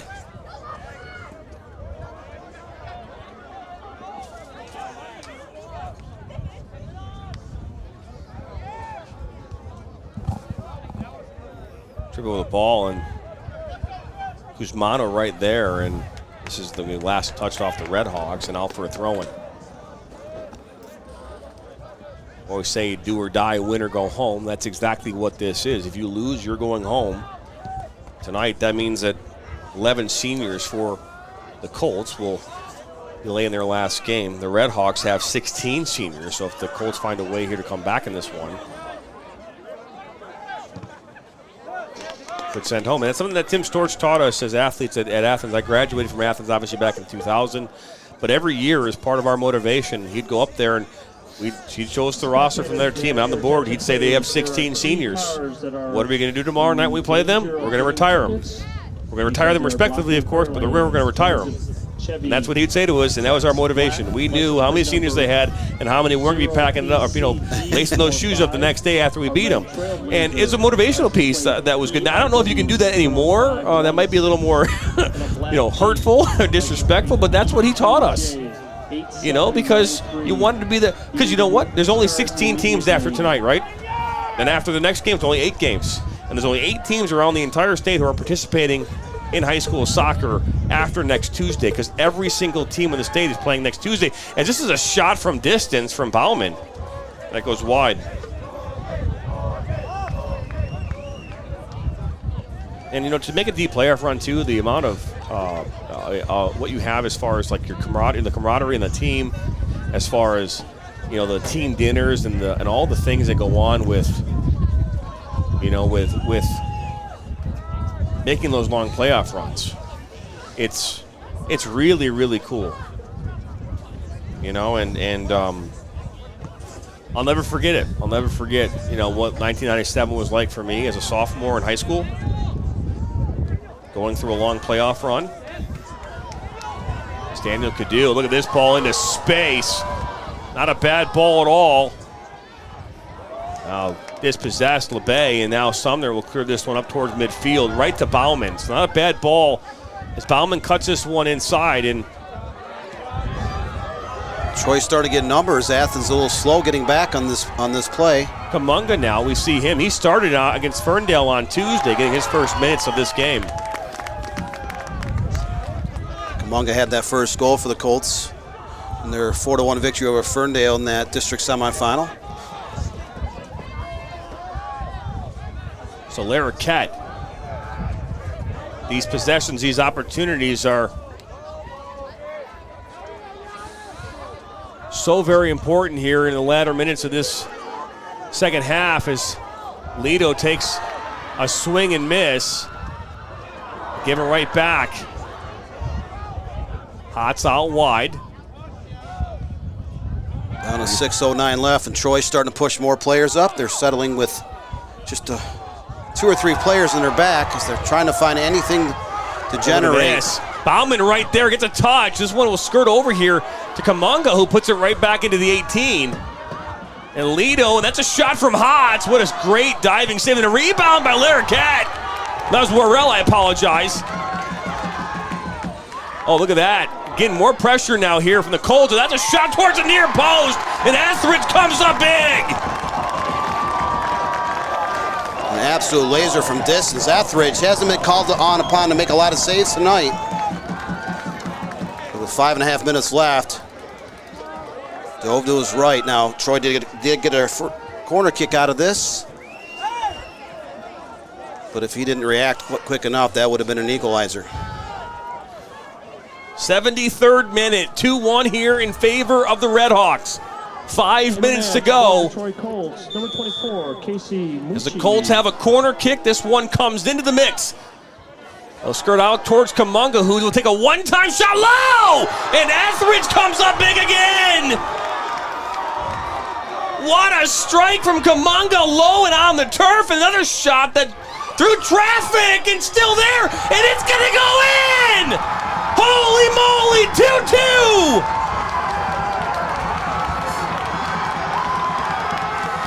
Holy cow, Dan, 4:44 to go! You saw that momentum. They started flooding most of their team up on top. Had 7 or 8 players in the box. And just like that, it's a whole new ball game with 4:44 left. And I have no idea who touched it. We're going to see the rebound right here. We're just going through all this traffic. Bauman and then Peter Lito, who steals it from Bauman. That was selfish of Lito. But either way, it's a goal. And it's 2-2.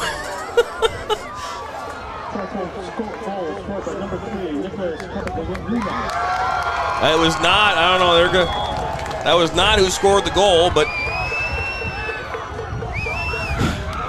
Steve Baskey in the comments here earlier tonight said 2-2 overtime penalty shootout in favor of Athens. So I just want to say to Steve, if you're still listening, man, we don't like you anymore.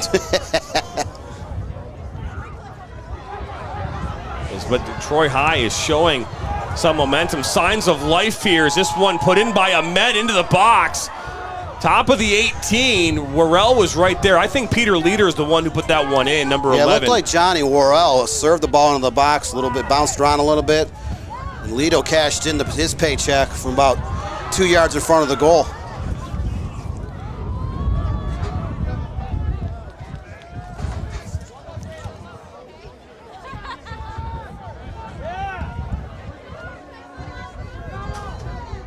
Correction on that goal scorer was number 11, Peter Lito.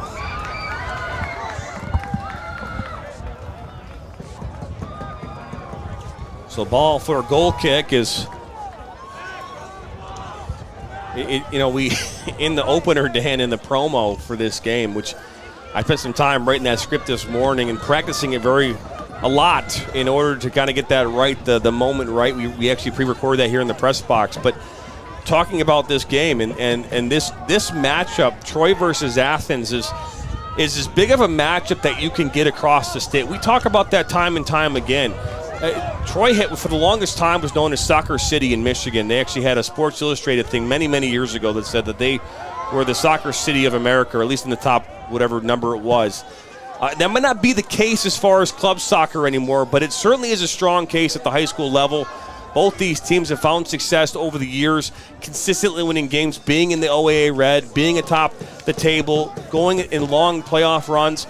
Troy High's had their time here the last number of years. Athens has done it many, many times in the past. And here we are with 2 minutes and 39 seconds to go. These two teams are tied 2-2. And any last late-minute heroics, there's a player that goes down into the box. Referee says keep going.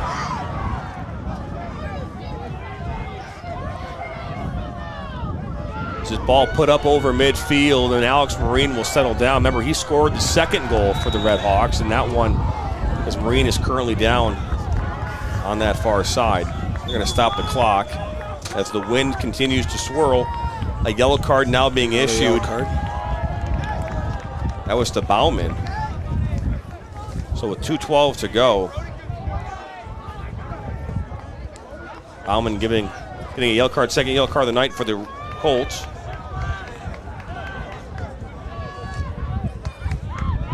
We appreciate the 60 of you watching right now, our audio-only stream on YouTube. That's fantastic. You are watching this also on the NFHS network, so if you want to watch the video feed, that is currently available for $10.99 a month.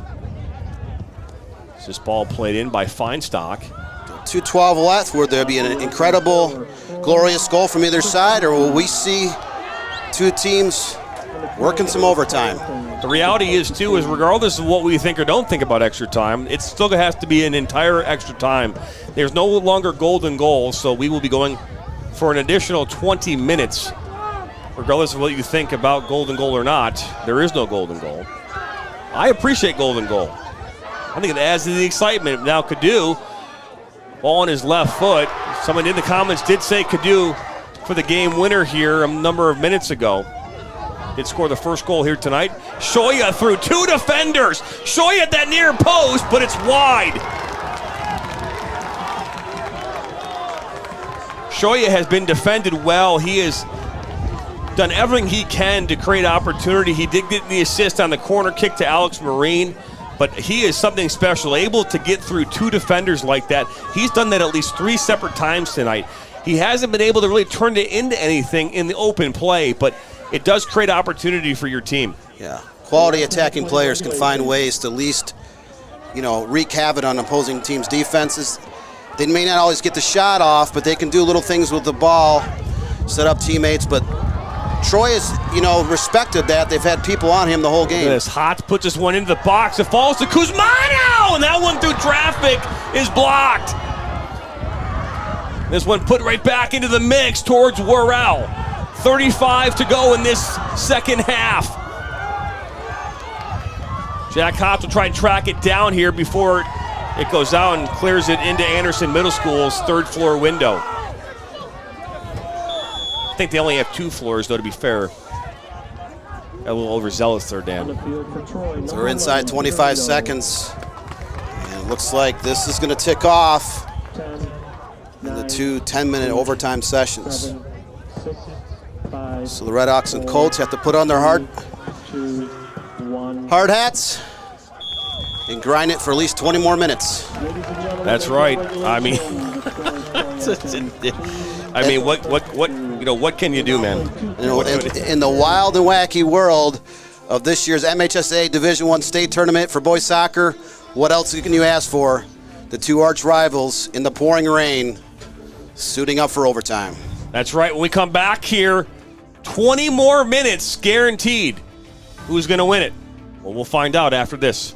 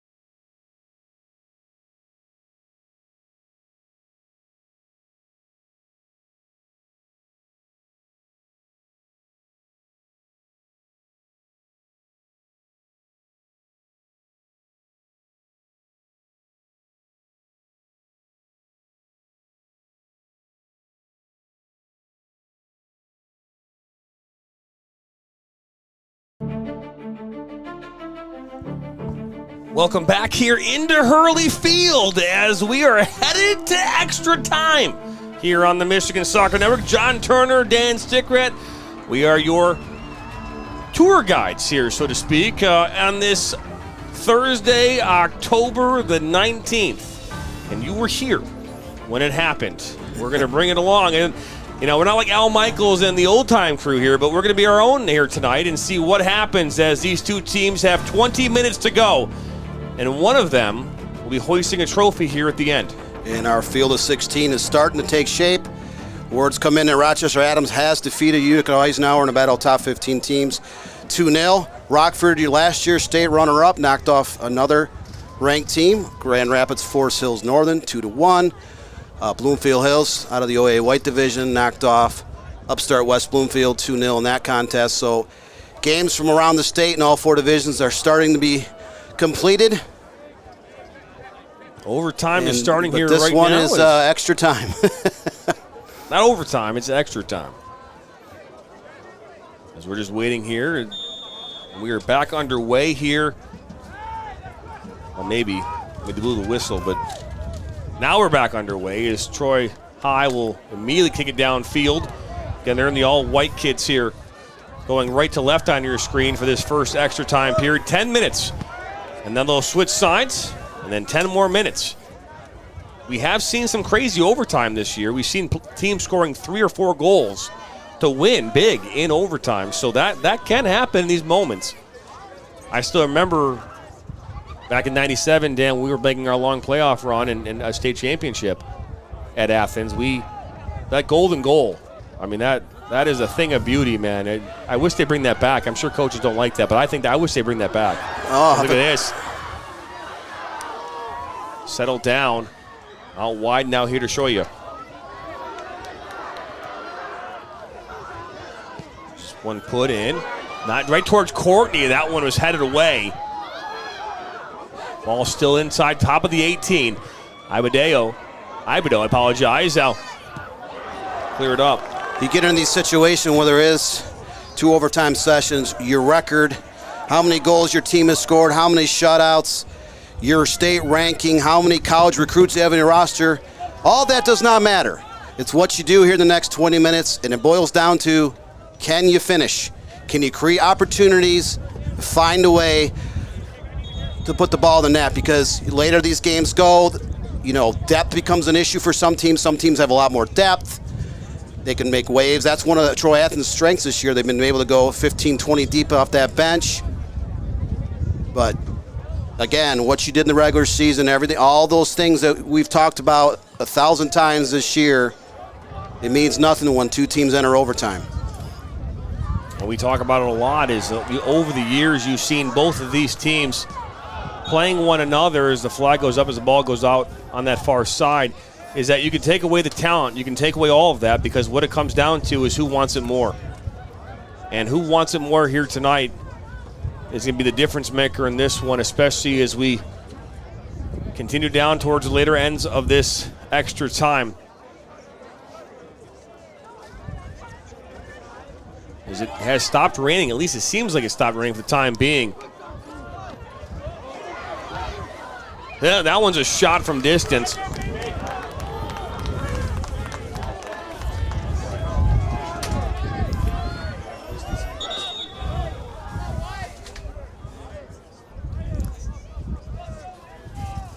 So that shot was the first shot for overtime for either side.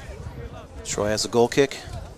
So 3 out of the 4 matches, 3 out of the 4 teams for next week's match have been decided. Again, Warren Cousino will take on Utica Ford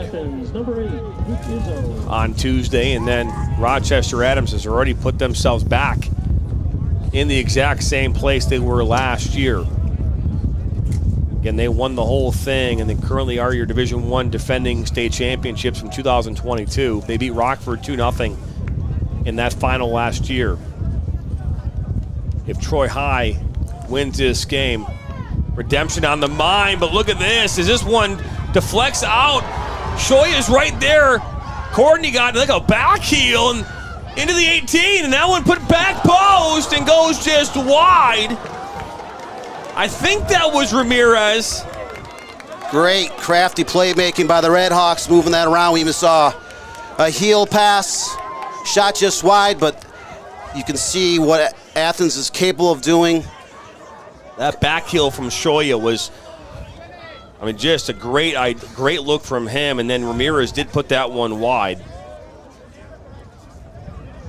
Courtney did come out on that attack, and just because of the wetness on the field, just wasn't able to get that one cleanly and keep it in his possession.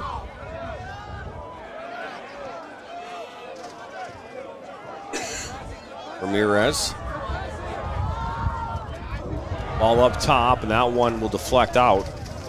And Courtney was not the Colts' original starter back in August. You know, Troy had to do some rebuilding, retooling. They graduated, again, those 16 players. They had 9 starters that were gone via graduation, and they were struggling a little bit defensively. And in net, he took over the starting job, and with that, Troy started getting more experience as a team, and he kind of helped solidify that backfield for Troy High. Question is this: who scored for Athens? Daniel Cadu scored the first goal on a nice set piece back in the 35th minute, and then in the 56th minute, Alex Marine from Adrian Shoya. First corner kick here of overtime. Troy High scored in the first 5 minutes of this game. Johnny Worrell on another very crazy play. Ball hit off the crossbar and then popped up and right back out to him. He put it away. And then with 5 minutes to go, the goal coming in the 76th minute. Peter Lito put away a loose ball after it went through a bunch of traffic and just kind of went into an open goal. This one played in, that one go over everybody. So it's not always about how you start, it's about how you finish. They started strong, they finished strong, did Troy High. As we are with 4 minutes to go here. And Dan, I will say this much: we did get a chance to use our PK score bug, the first time ever in the history of our network back in the Catholic League Finals here a few weeks ago. I do have another beautiful score bug for PKs for this one ready to go. Is this one headed into Courtney? So we do have the great technology to pull off a great PK shootout. So not that anyone wants to go there. What a wild game that was in the Catholic High School League Bishop Finals. Toledo St. John Jesuit had 3 red cards, held off Orchard Lake St. Mary's late in regulation and double overtime. They actually won that game in 6 rounds of PKs. 40 minutes being down 3 players. You have to think about, and 60 minutes down being 1 player. So it's like I've never seen anything like it in 1.5 million games I've sat through in my life. I've never seen something like that. Someone's saying Casey Mucci, the last-minute winner now. So people are calling out who they think is going to win the game-winning shot or opportunities. Another back heel. This one goes back to Shoya. Again, through 2 defenders again. Shoya tried to get cheeky there, but that one dispossessed. Now Bauman has it for the Colts. He'll lay it off. That was intended for Sumner, but misplayed ball. So under 3 to go here in this first extra time. 2 10-minute extra time periods. Must complete the entire 20 minutes of extra time. This ball cleared out. If you're just joining us, we appreciate you stopping by. John Turner, Dan Stickred on the call live here from Hurley Field in District 13 District Championship game. It's 2-2 here in this first extra time period. Both teams scored in the first half, both teams scored in the second half. That's a foul right there. Last year, this district final went to a shootout as well, went overtime. It was Troy High versus Berkeley. That one went all the way to 6 kickers, I think, as well. Or it's 5 kickers. I've been talking about memory. It was either 5 or 6 kickers. It was 5. Thank you. Dan, that's why Dan's the expert. He remembers all this. I got a little birdie maybe a little signal that was a standard 5 round shootout. But either way, there was a shootout, and Berkeley did end up losing in that one. Troy High going on to the next round and fell to Adams. And here's a shot from Feinstock that will skirt through traffic, but cleared up by the Colts. So we're getting close to that 1 minute remaining here in this first extra time.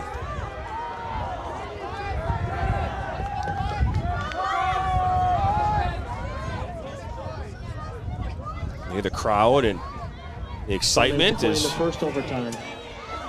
Shoy out to Ramirez. Actually deflects out for a corner. So we're going to do a quick opportunity here. We talked about how dangerous Athens is on set pieces. They've scored both goals tonight on set pieces. Can they get a third? Second corner of this first overtime and 10th overall for the Redhawks. This one put in. Ahead on that by, looks like Alex Marine again. 11. Here comes corner kick number 11. We're down to 30 seconds here in the first extra session. Ibedo will put this one back in. That one goes back post towards Feinstock, goes right over his head. Ramirez will put this one back in the mix. A one-time foul, he goes just wide. 10.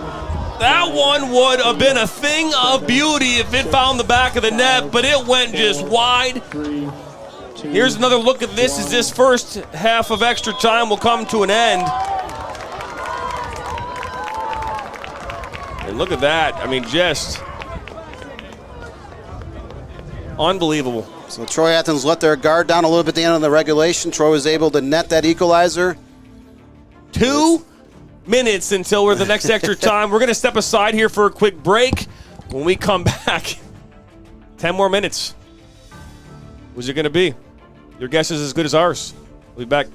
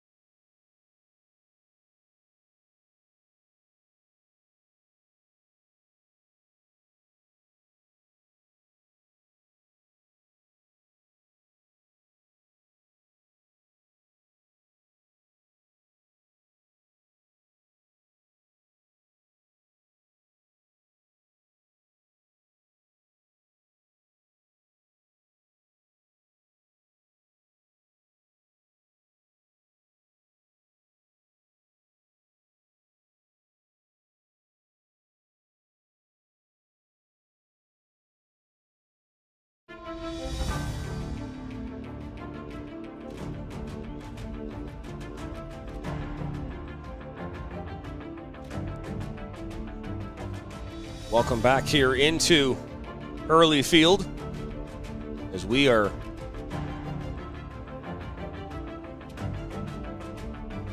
coming back here with 13 seconds for the start of this second extra time period. It's 2-2. And both these teams fighting hard here to the very end. It is as good as you could get here on a Thursday night. It's rainy, it's stormy. In your article here on Tuesday, Dan, you mentioned an F5 tornado in Troy, Athens. I would argue right now that tornado has slowed a bit here on this Thursday evening, but nonetheless, we're back underway, and it's 10 more minutes, Dan, and we will have ourselves either a new district champion or a third consecutive champion. Red Hawks in their all-red home kits going right to left on your screen now. And the Colts in their all-white kits going left to right. Crowd here. Now, there has been a few overtime games across the state. I haven't seen very many shootouts on the MHSAA brackets, but like every year, it will happen somewhere in the state of Michigan. Tonight, next week, in the regional semifinals, regional finals, whatever the case may be.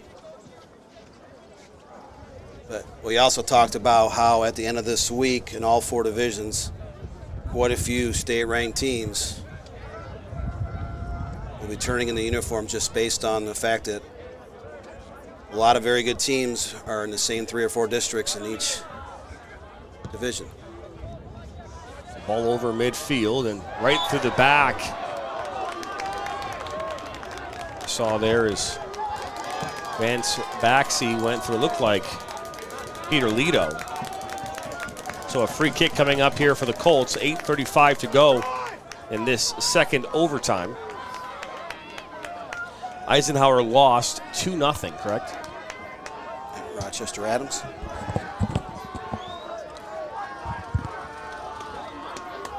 So a free kick here. This one about, that's 40 yards from goal? 35 yards from goal, Dan? It's right on that. Yeah, pretty close. It's 40 yards, 40 yards. So 40 yards, well-struck ball right into traffic. Worrell was right there. Still fighting, and this one will be poked out. It's exactly 40 yards from goal.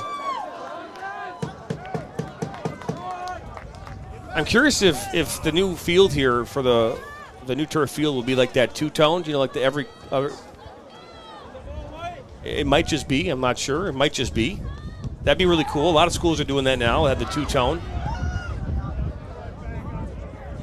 I think the Bears have got to find a new logo, though. I feel like just the claw is just not enough. I think they got to have that big bear out there, you know. I just feel like you're missing it with the claw. You know, I mean, are you the bear or are you the claws? I feel you give the bear claws. You know, put a little donut out there at midfield.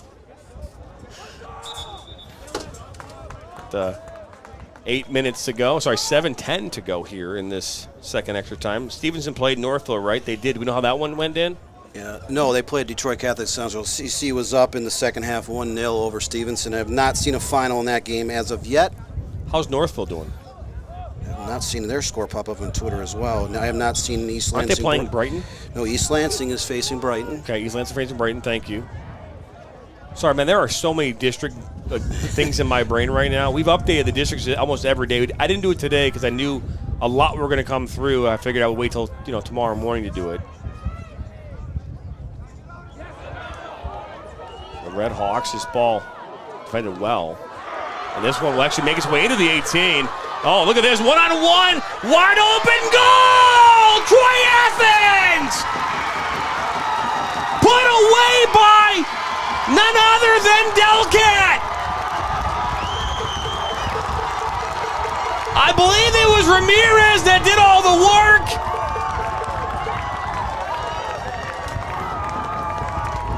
And Delcat puts it home. And there's some Buffalo Wild Wings along the way.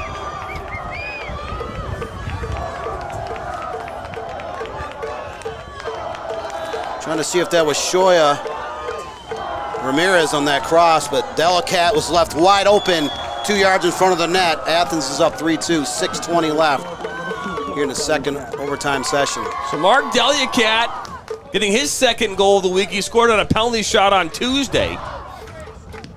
None more important than that. That is the first goal in open play for the Red Hawks tonight. They scored both of the other two goals coming off set pieces.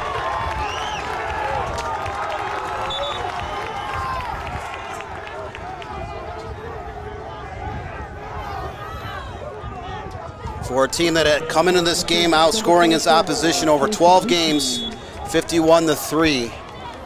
Athens battled back from that 1-0 early deficit in the first half. They have now taken a 3-2 lead on arch rival Troy.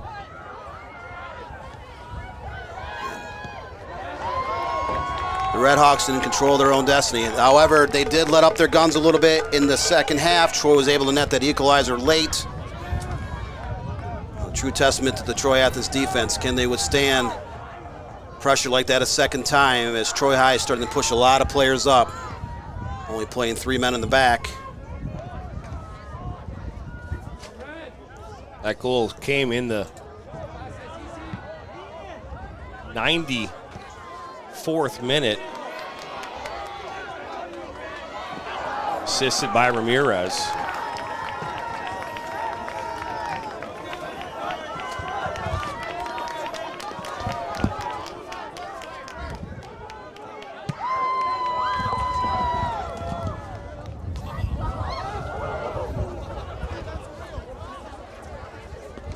Inside 5 minutes of the second extra session, we're down to 4:32 and counting Troy Athens just recently took that 3-2 advantage over rival Troy. The Redhawks just minutes away from snapping the Colts' district streak of 2 titles. Athens last one in 2020, 2019 as well. That was the year Troy Athens won a state championship. And that came after a year where they were up there ranked number 1 in the state most of the season, Jonathan, and they lost to Utica Ford 1-0 in district final after outshooting the Falcons 24-7, but could not find a way to score in that game. Athens has been there so many times before, making deep tournament runs. They do have the upper hand right now, late in the overtime. Just coming in here, we're hearing that CC beat Stevenson 1-0. That's the final. Troy Catholic Central will face Oxford. Those games are up at the new athletic complex at Grand Blanc. Anyone that's been driving by the Grand Blanc here in the last year, they have completed a complete overhaul of all their athletic facilities. It's going to be one of the best in the state of Michigan when everything is said and done. Look at this, Ramirez. He'll take a shot that goes off the post and pops right back to Brady Courtney. And he'll play the ball up to Worrell, and they'll play this one into Larroquette one time towards Peter Lito. Remember, he tied this game up with 5 minutes to go in the second half.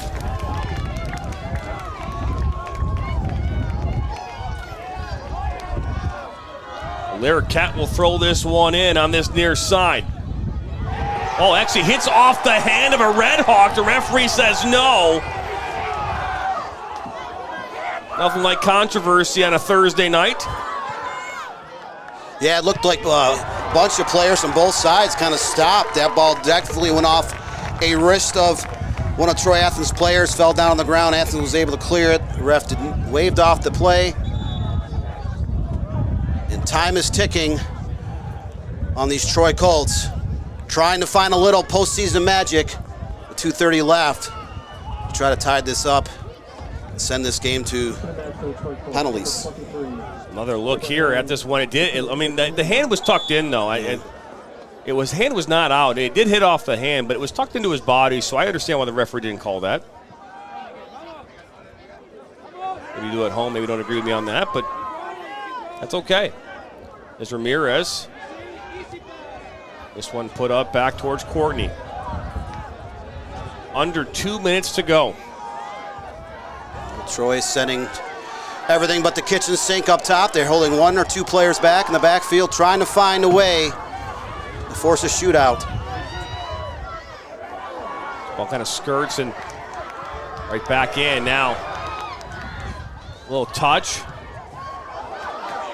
Held up by Peter Lito. He looks for Larroquette. Larroquette one time, and that one doesn't make its way through and cleared up. Inside a minute 30. Here in second overtime, Troy Athens is up 3-2. So they're going to send Mucci all the way back to the 50-yard line. He looked like he was trying to gain an inch or 12 feet. Look at this. And well, that's about 20 seconds wasted right there. Settled down by Bauman. Play in the second overtime. Last minute.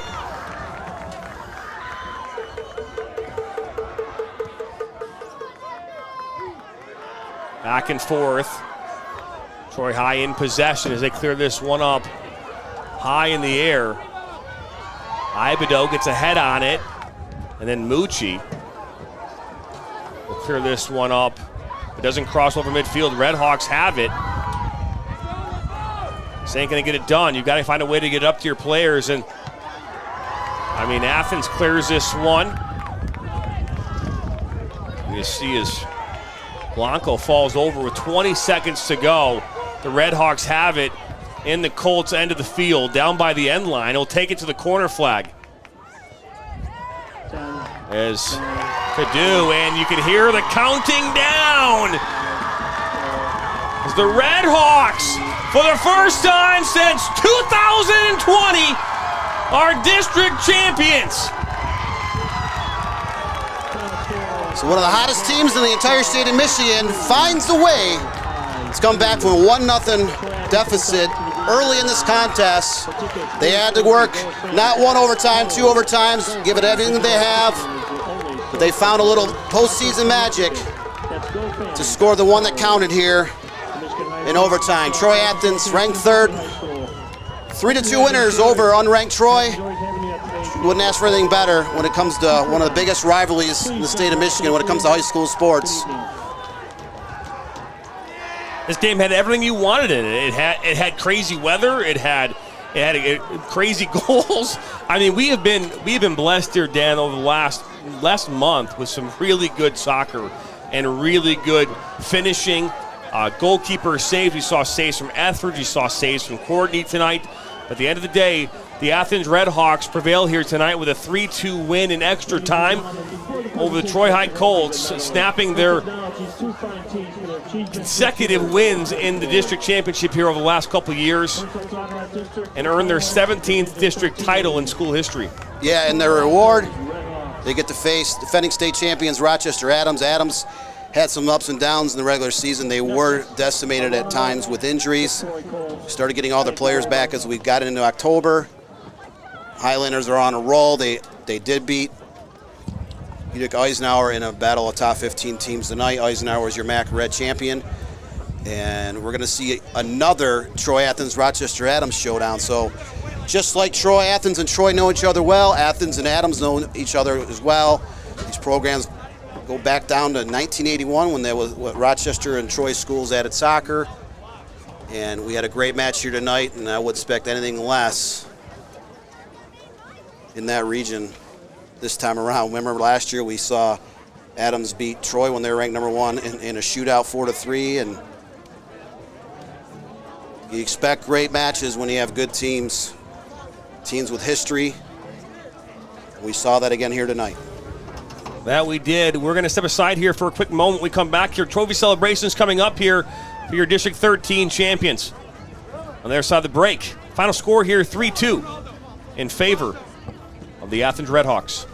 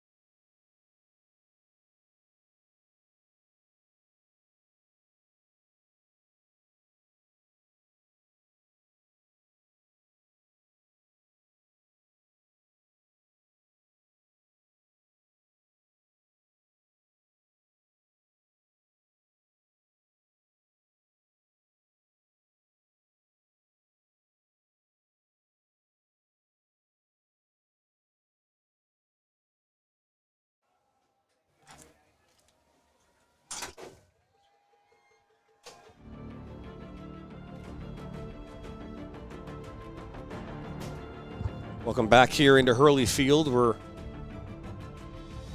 just waiting here for the trophy celebration. Conclusion of this game ending in extra time as Troy Athens scoring a goal in the 94th minute. A goal coming from Mark Delicat, assisted by Miguel Ramirez, giving them the 3-2 victory here on this Thursday night.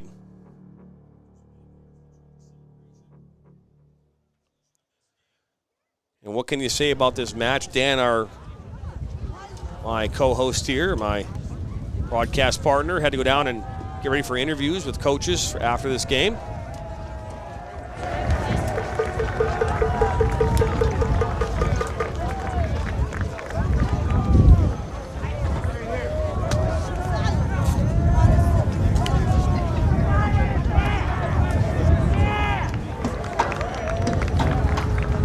excitement when you win a title.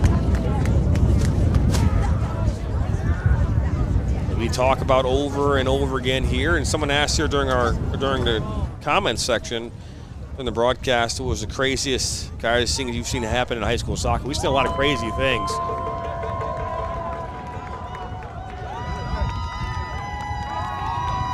As here come the Red Hawks, making their way here towards this near side. Hats off to Troy High and Adam Spinks, finding a way here, even with losing as many players they did last year in their lineup, still finding a way here tonight to fight hard and falling just short in the second half of extra time, just 5 minutes from taking this thing to PKs. Take a look there, there's the trophy.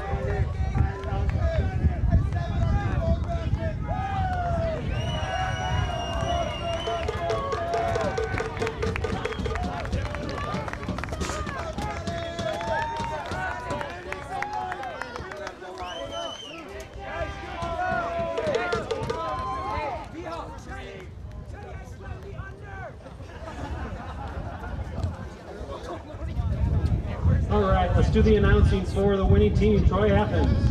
We're going to hand it off to the public address announcer here. Start with number 0, Rasha Khan. Number 1, Adam Etheridge. Number 2, Mark Delicat. Number 3, Luke Di Giovanni. Number 4, Jason Bona. Number 5, Kevin Farrell. Number 6, Dario Cadu. Number 7, Adriano Shaya. Number 8, Luke Izzo. Number 9, Miguel Ramirez Venegas. Number 10, Nick Luglajara. Number 11, Rodrigo Garcia. Number 13, Kevin Mitrioli. Number 14, Brody Bashner.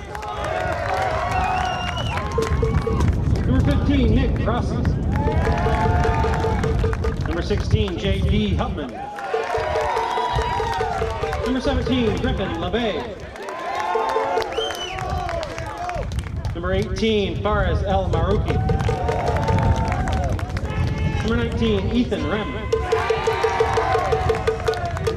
Number 20, Alex Marine. Number 21, Charlie Sia. Number 22, Manny Agdabigo. Number 23, Daniel Kaidu. Number 24, Vansh Baxi. Number 25, Joey Mendrick. And number 26, Brady Roskelley. Head coach, Todd Hugh.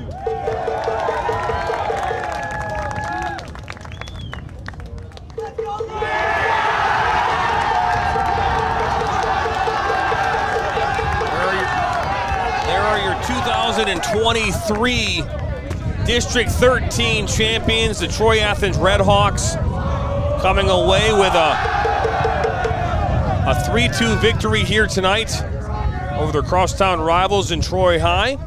We are glad that we were able to bring that to you here tonight on the NFHS network as well as on YouTube. Want to give a shout out to our broadcast team. Up top, Ryan Gagnon on camera 1 and Kevin on camera 2. Mr. Sam Fisher here tonight on our production as far as technical director and producer. Dan Stickert, my broadcast partner, who's down there field level right now. Or look there at the Red Hawks.